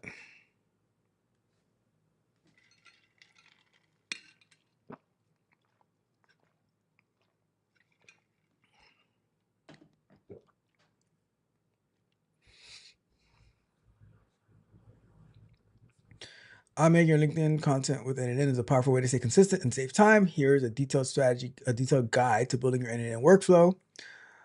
All right. Schedule node, set topic. Oh, I like that. Switch node. Oh, okay, I like that. So basically, we can have a set topic node and then switch node, 3 separate prompt nodes, Google AI node, and LinkedIn node. I like that. So trigger node, schedule node. This will start your workflow automatically mode every week, hour 9:30, days Monday, Wednesday, and can I do that? Let me see something. If we go over to here, somehow this turned into an N8N workflow. So I mean, I'm gonna update on our last segment. I'm gonna update the title to building the flow. So yeah, that's where I'm gonna update our title because we're done with the renewing the SSL certificate. So on the next one, we will update that to, let me see. Oh snap, we could do weeks and then we could say Monday, Wednesday, Friday. And we could say that triggered at 9 a.m. Oh, cool. All right, so here's what we're gonna do. We are going to start this from scratch when we get back, all right? Let me see, overview, leave without save. All right, when we get back from break, we're gonna start this from scratch because that's gonna be really, really cool. I'll update the title and we're gonna have this last segment dedicated to building out this N8N workflow because I am back. I'm back, baby. renewed our certificate. We are good to go. I'm gonna make we're gonna see how far we can get to making this LinkedIn workflow to post to our LinkedIn page. All right. We might get stuck at the authentication part, but we'll figure it out as the time comes. All right. So let's go to break. And success, success, success, success, success.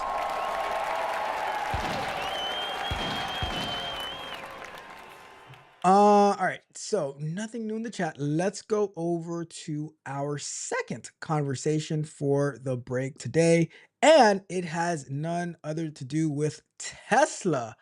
Mr. Elon Musk wins again. I have some different Elon Musk and Tesla topics for the week where the money, it's insane. We're going to talk about that.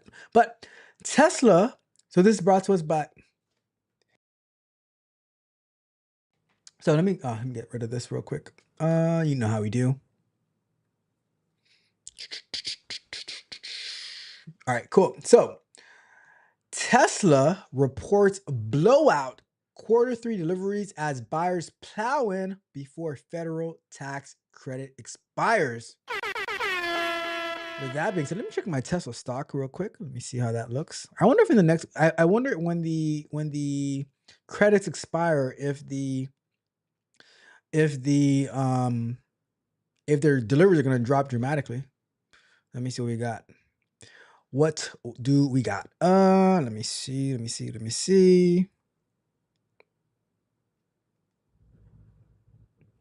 And it's interesting too, because I don't even actively put...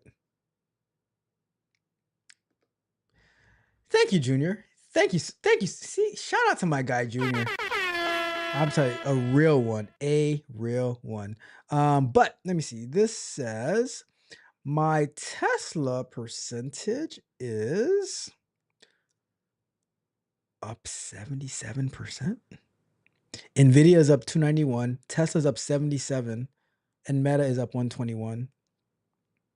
That's crazy. That's crazy. I remember when they had the split, they were like, "Oh, Tesla's going down the drain." But we are winning. We the best. All right, so Tesla reports blowout Q3 deliveries as buyers plow in before federal tax credits expire. All right, it says, let me see. Tesla reported blowout third quarter global deliveries. Global is the keyword though, as the expiration of the 7,500 federal tax credits in the United States likely juiced sales. So that means there were 75. Oh, because the big, beautiful bill ended up ending the EV incentive mandates. Interesting. All right. So Tesla said Q3 deliveries came in at 497,099. They couldn't... All right, tell me, they couldn't get that one more? They couldn't get one more to make it 100, a clean 100? It had to stop at 99? It kind of makes me feel like when you go to the store and it says $299, it's $3 plus tax, right? It's really $3, but it's like, oh, $299. And then you're like, so like, oh, can I get this? How much does it cost? $2. No, it's $299. That's how they get you. They only look at the first number. They only look at the first number. But I think if they tried harder, they could have got that one. They could have got that one out there, easily topping Bloomberg's consensus estimates for around 439,800 and the 462,890 units delivered a year ago. Tesla said Q3 totals was a new quarterly record for them. They did that much in one quarter. Good Lord. Tesla stock rose more than 1% in pre-market trading on Friday, following a drop of over 5% in Thursday trading. Competitor Rivian on Thursday issued a dour forecast that cast a spotlight on the EV industry's gloom. Rivian, doom and gloom, as it looks to a world without the federal credit. Honestly, I honestly don't believe that there should be a federal credit to purchase any vehicle That's my take on it, right? Great, nice. I'm happy for you, Tesla. Happy for you, Rivian. But I don't think the government should be tipping the scales for any company. So I'm actually not upset that the EV mandates came to an end, right? Because if I go out and I buy a car for $40,000 and someone else goes buy a car for $40,000, but they get a credit of 7,500. Why? Like, why is the government incentivizing that as opposed to any other car, right? So I'm with it. Let's see. Tesla. All right, so those are the numbers. All right. Tesla also said global production came in at 447,450. The company deployed a record 12.5 gigawatt hour of energy storage products. Tesla's huge, and here's the thing between Tesla and Rivian, right? Tesla, it honestly, I'm going to say Tesla is a technology company. Rivian is an EV company. Tesla is a technology company that happens to make cars, but they also make batteries. They make solar panels. They make Optimus Prime robots, right? They do, and I'm pretty sure they're going to have a lot more things coming out as well. I think the beauty of the Tesla is the technology, as well as their cars are really nice, but it's also the technology and what they use their research, their technology to empower other things. While Rivian, it's honestly, it might just be a car, right? It's just a car company. Tesla doesn't see this as a car company. So there's that to keep in mind as well. Tesla's huge Q3 follows similarly strong EV sales results from GM, Ford, and Rivian. Buyers likely pulled forward EV sales after the Republican-led U.S. government phased out the federal 7,500 EV tax. That's like $10,000, and those cars are expensive too. The big question for the industry is how far sales will fall in a post-tax credit sales environment. I think that if you want your EV cars to compete, price them at a competitive price. I don't mind getting an EV car. I don't mind, right? But for the price, it's like, I'll stick to gas. I mean, you can do the math and you're like, okay, this and that, whatever. But I don't know. I can pull up to any gas station, fill it up, while I would need to find a charger if I need to. And I don't know. It seems like I know plenty of people who have Teslas. They don't have any issues with it, but I don't like extra maintenance. All right.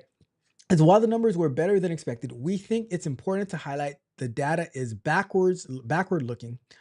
That is true. It is backward looking. It's not forward looking because who knows what's gonna happen next quarter. It might go crazy. I hope it goes crazy, right? But you never know. Says CFRA analyst Garrett Nelson wrote in a note Thursday morning. Looking ahead, we think there are still major questions regarding the earnings impact of legislative changes on the tradable emissions credit market and the EV demand is in an unsubsidized U.S. market, particularly in light of Tesla's lack of new vehicle models. So I'm curious to hear your thoughts, though. Do you think that it is fair that these EV cars sales were super boosted because they were incentivized by people to buy them? I don't think it's fair, right? I like level playing fields. I like for the let the best product win without the fingerprint of the government behind it. That's how I see it. All right. If you can't survive, then you can't survive. I'm rooting for Tesla though, because I want my Tesla stock to run it up. But I don't want it to run it up at the expense of taxpayers, because if you have a $7,500 mandate, right? Who's paying that? Who's paying that? Or the $7,500 whatever they call it. Who's paying that? Me? I don't have a Tesla. Why should out of my tax dollars it goes to incentivize people to buy a Tesla? Right? So I think just that if your car is the best, let it win on those merits alone. Tesla CEO Elon Musk warned after Q2 earnings that Tesla was in for a few rough quarters as the company delayed the launch of its cheaper EVs until the federal EV tax credits expired in the United States. Tesla's strong delivery numbers arrive against the backdrop of persistent issues in Europe, where new competition and Musk right-wing politics have likely alienated buyers. We saw that. They were even attacking Tesla drivers. Per the European Automotive Manufacturers Association, Tesla EV registrations, a proxy for sales in Europe, fell to just 14,831 units in August, a 22.5% drop compared to a year ago. Meanwhile, total EV registration in the region, which includes the UK and the European Free Trade Association, rose 26.8 in August, with overall registration regardless of the powertrain up 4.7%. Nevertheless, the Tesla stock has been on a tear. Yes, it has lately, with shares up over 30% in September. Yesterday's beat only adds to the gains for a company whose investors are betting on AI and robotic products like the Cybercab, the company's fledgling robo-taxi service. And that's what I was saying earlier, right? Tesla is more than an automotive company. So while companies like Rivian might struggle, but they're working on AI, they're humanoid robots, they're robotic arms, the cybercab, the cyber van. Have you the cyber van looks super cool. So the robo taxi company. So many different things that they're working on, that their success isn't going to hinge on the delivery of Tesla vehicles. So it's like, okay, what else can we do? How can we get out there? So I think that needs to be taken into consideration for Tesla as well, because that also goes towards the earnings of the company.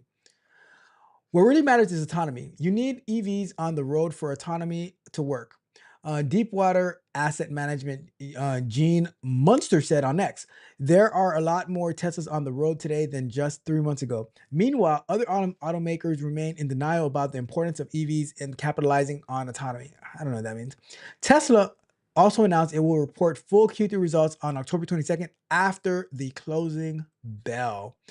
And that's it. That is a story about Tesla hitting record-breaking blowout Q3 deliveries. And I don't mind it, but I don't, like I said, I'm not crazy about the EV mandate. So I'm actually happy they're going away. I believe in a fair playing field. We should not put our fingerprint on any particular company or any particular product as a government. Let the best product win on its own merits. All right, so I'm gonna update the title for the last segment. Let's go back to here, and I am going to say this is gonna be called Building LinkedIn Page. LinkedIn post workflow with N8N. Let's go with that. All right, so we're gonna do building LinkedIn post workflow with N8N. And Junior says, and thank you. You know what? I didn't say thank you so much again, Junior. The article for letting me know that the article wasn't on the screen. We got it up and we were great. And Junior says, yes, definitely a fair playing field. Yup. All right, let's jump into this. Let's put up 20 minutes. It's time to do. And we will take a look at, so this is our workflow. We're going to say create a new workflow. And I'm going to give it a name, LinkedIn resume flow post. Add the first step. We're going to say on a schedule. We're going to say weeks. We're going to say Monday, Wednesday, Friday at 9 a.m. And we're going to say that. And we're going to say, let's move this over here. The next thing that we need to add is, where's my Gemini? Car. I think it asked for time zone. All right, so logic set topic node. This node will create a simple number that we can use to cycle through our post topics. I don't know if I never seen that node before. Let's see, set. What type of node is that? Let me move this over here. This node will create a simple number that we can use to, what type of node is it though? Mode keep set. Oh, I've never seen this.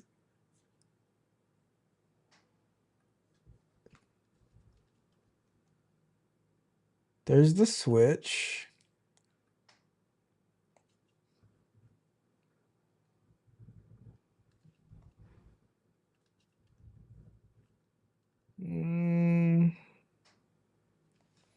Let's see.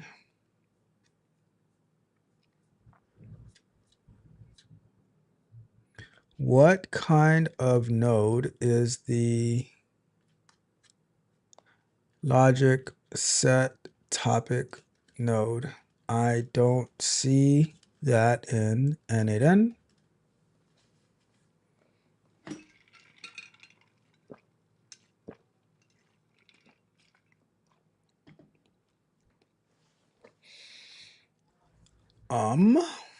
So I will say, not streaming to 4 different places, we have a pretty strong YouTube connection, so that's a good thing. All right. Let's see. I was gonna give a description. The actual node you should use is I don't see a set node though. Set? Oh, that's one. That doesn't look right.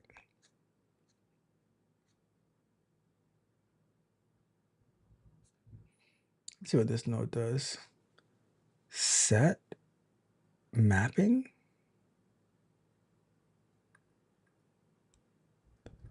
Let me see.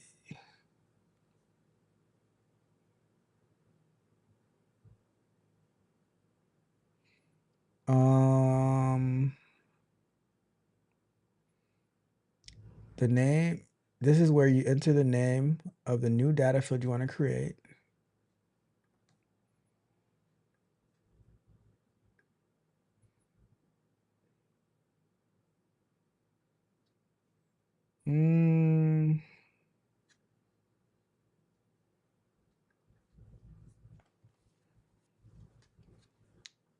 Let's see.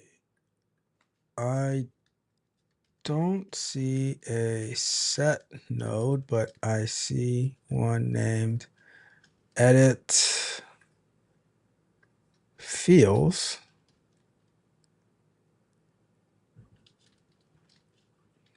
Would it be that one?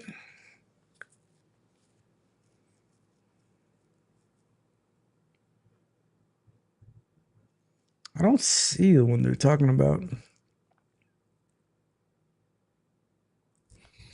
All right, so how to configure it, drag that one, mode, add a pin. I don't see that mode.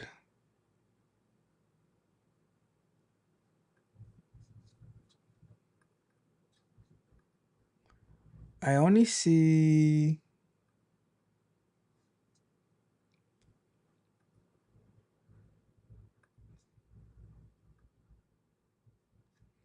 for mode, I only see manual mapping or JSON.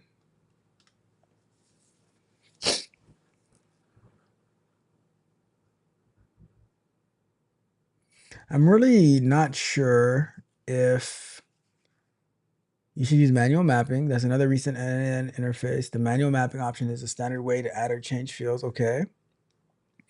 So we click on the add field name.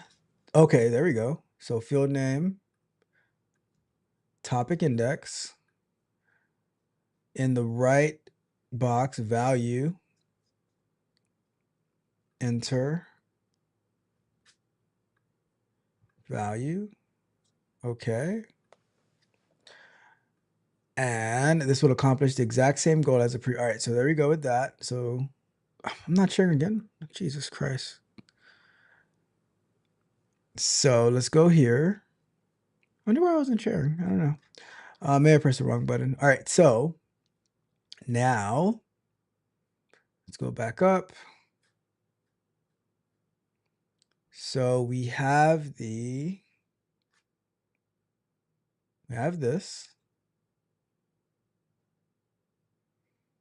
Run index. So run index is a special N8N variable that counts how many times the workflow has run. The modulo 3 will make the output cycle through 0, 1, 2, 0, 1, 2, giving us a different topic each time. All right, so next we have switch. So now we're gonna go and get that's a pretty cool command. So this is gonna be called the set topic node. Then we're gonna do a switch, which we're gonna say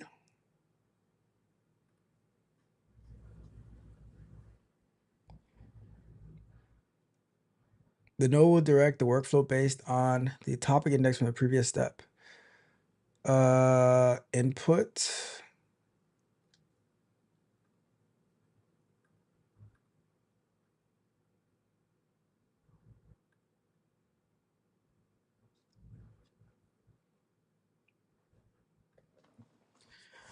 rule 0, number equals 0.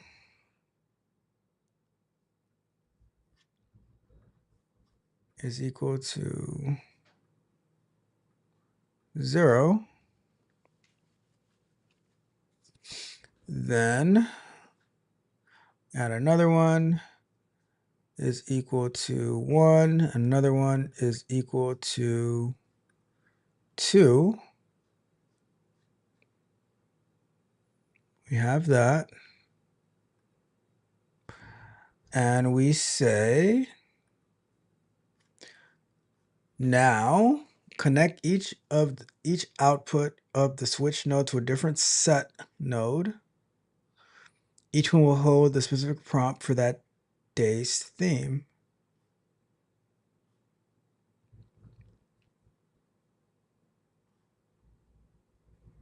So the set node is okay, so we would say add set edit field.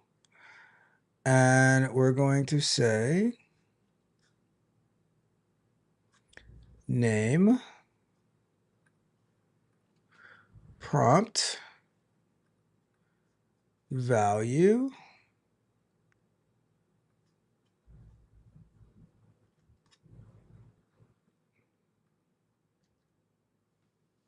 okay.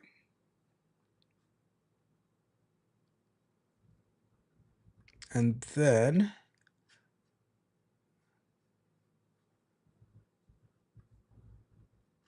we'll go with, give that a name of this. Next up, another set node where that is going to be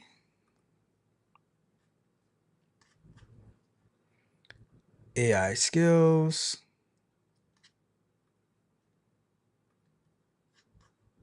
And this is also going to be prompt. And we're going to say, copy that, value.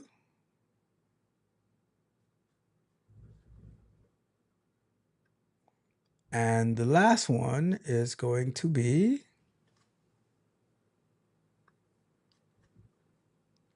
personal story.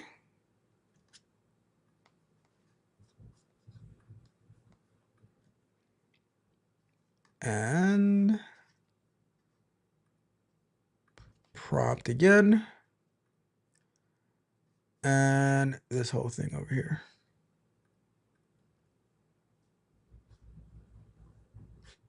Okay, so we have that. Next up, we do AI generation. How do you let's use Gemini. I don't know if I have connect the 3 set prompts to a single Google AI. All right, so let's say we do Gemini.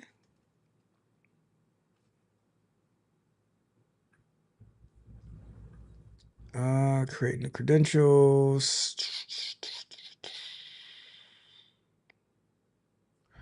If I go to what is that? What is Google Generative AI? Google Studio. All right.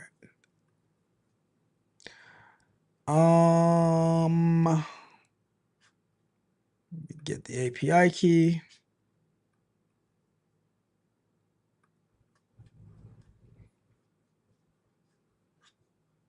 Create API key. And we'll call that N8N.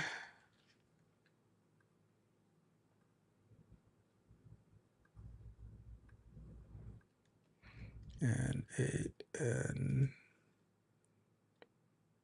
workflows. All right. So I went to ai.aistudio.google.com to get an API key.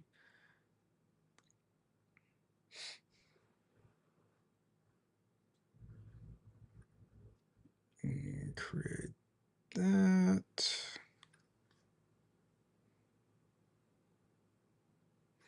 All right, we have an API key somewhere. Where's the API key? Hold on. Oh, copy API key. All right, got it. So now I'm going to go back in here and I'm going to paste my API key. We're going to say save. And it is successful. And we're going to say model 2.5 Pro. And we're going to say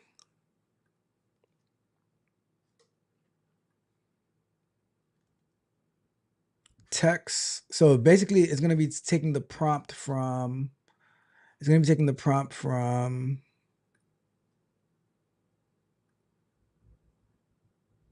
something's not right. Where is it taking the, something's weird here. What is this? All right, so that's not right. Hold on. I could just say, let me see. AI.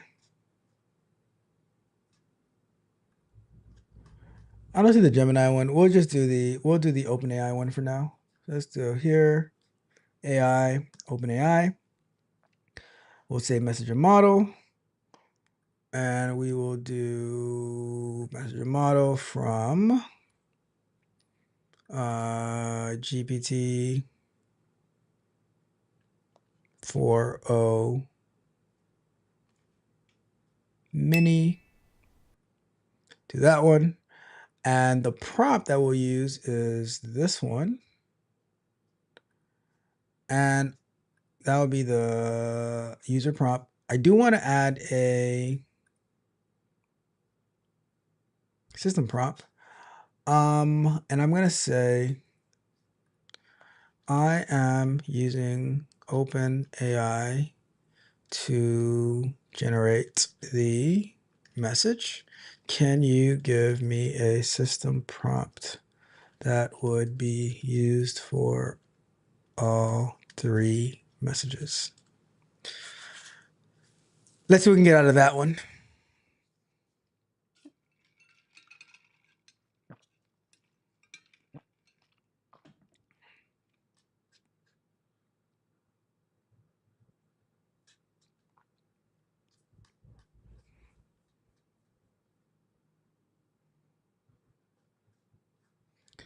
System prompt.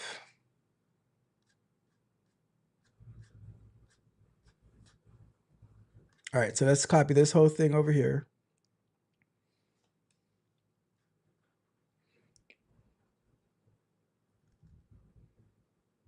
Into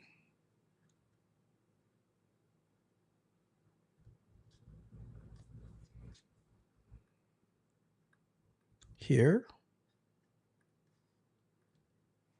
All right.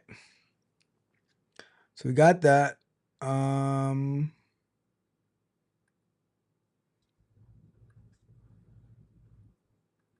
Let's open this up and let's go back up to here. And I'll say, I can call this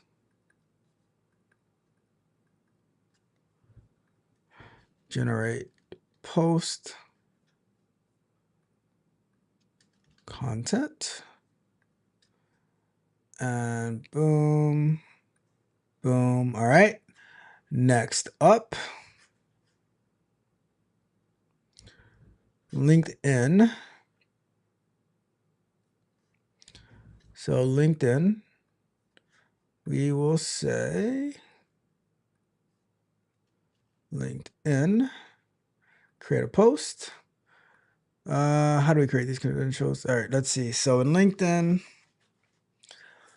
use the URL above when prompted to enter the OAuth callback or redirects. So let me go to, let's see if I can find this. LinkedIn. We go to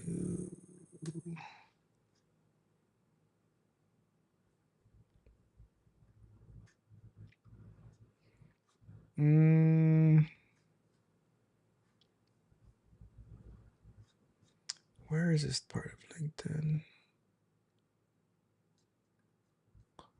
Where is this part of LinkedIn?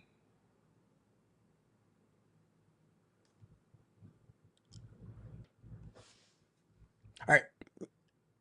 Forget the LinkedIn part for now. We will, I'll figure out the LinkedIn part later, right? But let's see if we can get up to this step, right? Let's run this.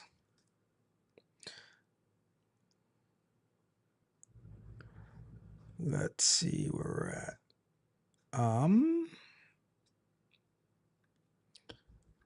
It did this. I don't know which route it went down though. Let's see. I don't know which route it went down. Let's see this. Early execute period. So let's go to here maybe. Switch no field, node executed, but no items were sent to this branch. Is it because of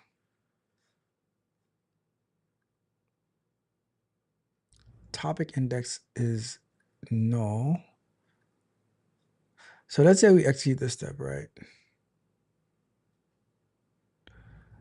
The run index, because it's never been ran, so it's gonna be never.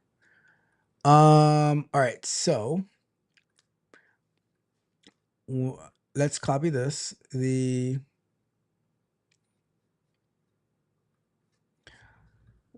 When I try to execute the set topic Lunch break. node, I got this error.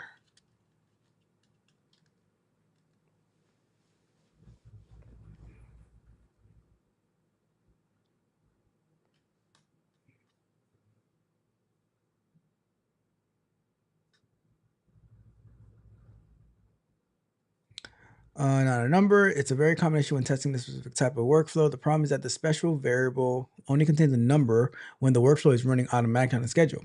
When you manually click test workflow, that's what I thought, right? How can you test this? To properly test this, we should add a or to it, like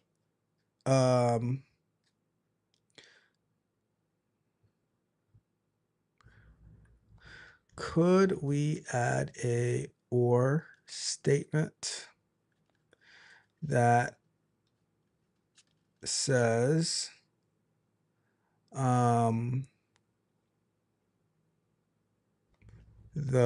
run index or default to 0 if if it doesn't have a run index. Let's see what that says.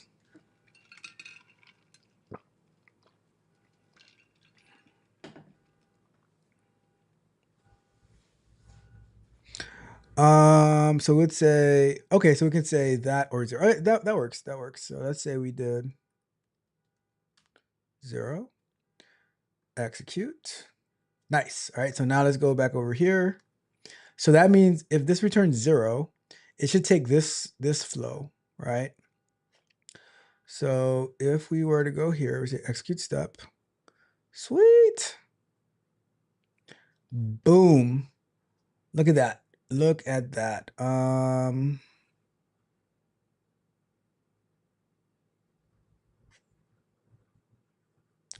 don't see it actually put the link to the website though.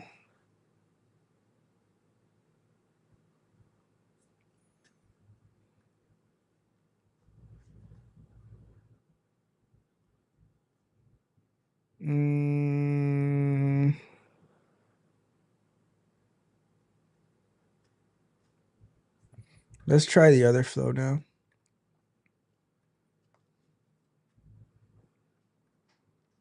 Let's go here.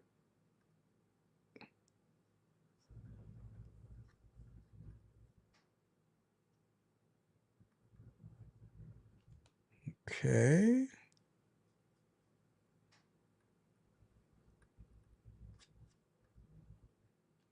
Why is it not getting to this one? 1. So why aren't you executing? Set topic is, oh, I didn't have a 1 in here. All right, so that's why that one's not working. All right, we got that. So let's go here, execute.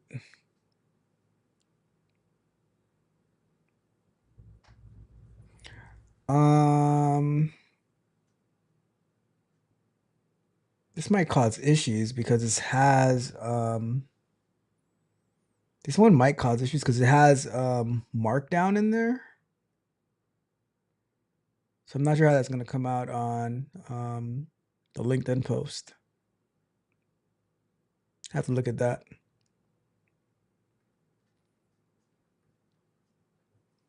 But that'll work though. That will work. Let me see. Let me look at LinkedIn one more time. Create post. Post as organization. Organization URN. Post text would pass in here as in content. See that markdown? I'm worried about that markdown. I'm gonna have to figure that out. How LinkedIn will handle that markdown code. We'll see. But I do like the overall. I don't think LinkedIn does markdown, so there should be no markdown in there. So no emojis, no mark. All right, so just some things to consider. Got that. I think overall it's gonna work out pretty nice. Let's say if we go back to the system context.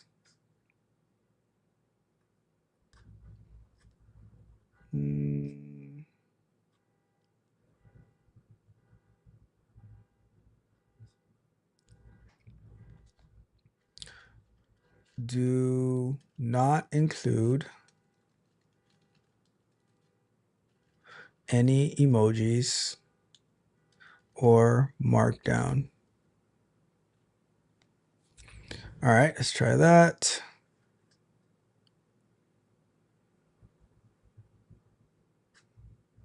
Much better. No markdown, no emojis. If we look at it over here, yeah, that's much better. I like it. So I just have to find a way to connect to LinkedIn, get the right credentials for LinkedIn, and then that'll be it. That will be it. I'm going to try to do that tonight.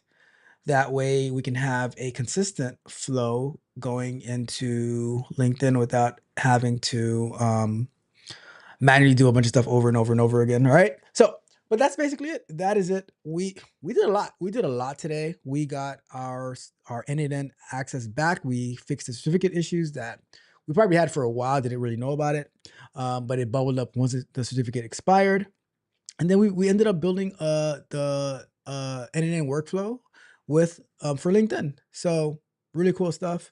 Really cool stuff. I'll figure out the rest later, right? But that is it for today. That is it for today. We will be back live on Tuesday. We're going to be premiering Candid Conversations tomorrow. So tune in noon Eastern time, all of that good stuff. I will be posting our vibe coding show this week so that you can see all the cool stuff that we went over. I'll break it up into the different applications that I spoke about, all of that good stuff. And hopefully we're doing pretty good. I think we're doing pretty good on the connection. I think that was probably too many places that we're streaming to, so maybe we'll have to reduce where we stream to. I don't know. We'll figure it out. We shall figure it out. But the time is up. The time is over. I'm going to wrap it up. Thank you guys so much for tuning in. Do me a big favor on your way out. If you have not done so already, like the video, share the video, subscribe to the channel, hit the notification bell so you know every time we go live and drop new content as well. techwithdrive.dev. That is where you will get to interact with me one-on-one, join our vibe coding shows, join our Scrum nights where you can watch the playback. You can watch the playback of the vibe coding shows, and we can have a conversation, all of that good stuff, right? But until then, that is it for today. You guys have a wonderful rest of your day. Shout out to you, Junior, as always. Thank you so much. You guys take care. Have a good rest of your Sunday. Take care, Ralph. We are out. Hello, I'm Samantha from Resume Flow, and I think it's time to have some real talk about what you're going through. I can only imagine.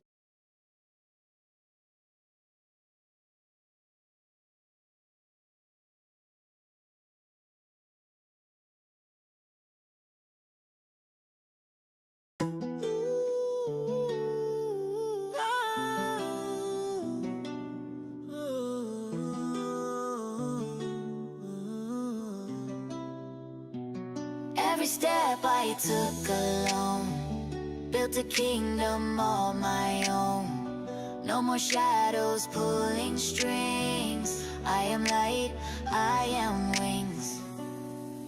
I walked away, no chains to bind. I left the past, I cleared my mind. The road was rough, the skies were gray, but I broke free, I found my way. I walked away, I broke the chain, left behind their endless rain.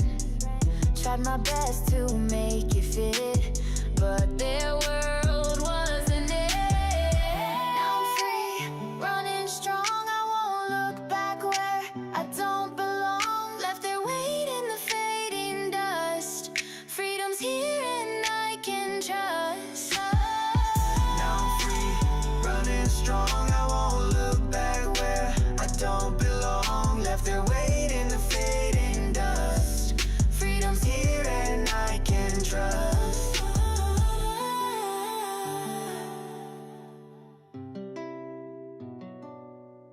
I tried my best, I gave my all, but their world was too small. They couldn't see beyond their walls, so I chose to rise, not let myself fall. Saw their ways a hollow sound. No real love was ever found. Left them there where they belong. Now my heart beats twice as strong. Now I'm free, running strong, I won't look back where I don't belong. Left their weight in the fading dust. Freedom's here and I can trust. Now I'm free, running strong, I won't look back where I don't belong. Left their weight in the fading dust. Freedom's here and I can trust. Their whispers fade like distant songs. I found my voice where I belong. No anchors now, no shadows stay. I face the sun, a brighter day. They wanted walls, I wanted skies. I couldn't live their tangled lies. Now I'm soaring, winds at play, dancing light in every way.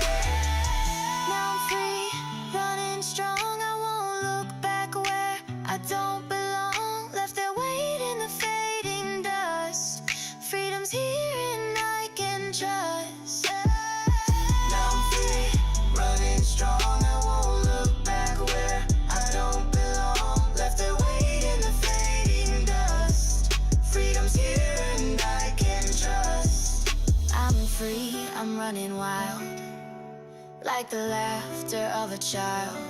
Free from their weight, I can breathe. This is my time to believe. I'm free, I'm running wild, like the laughter of a child. Free from their weight, I can breathe. This is my time to believe.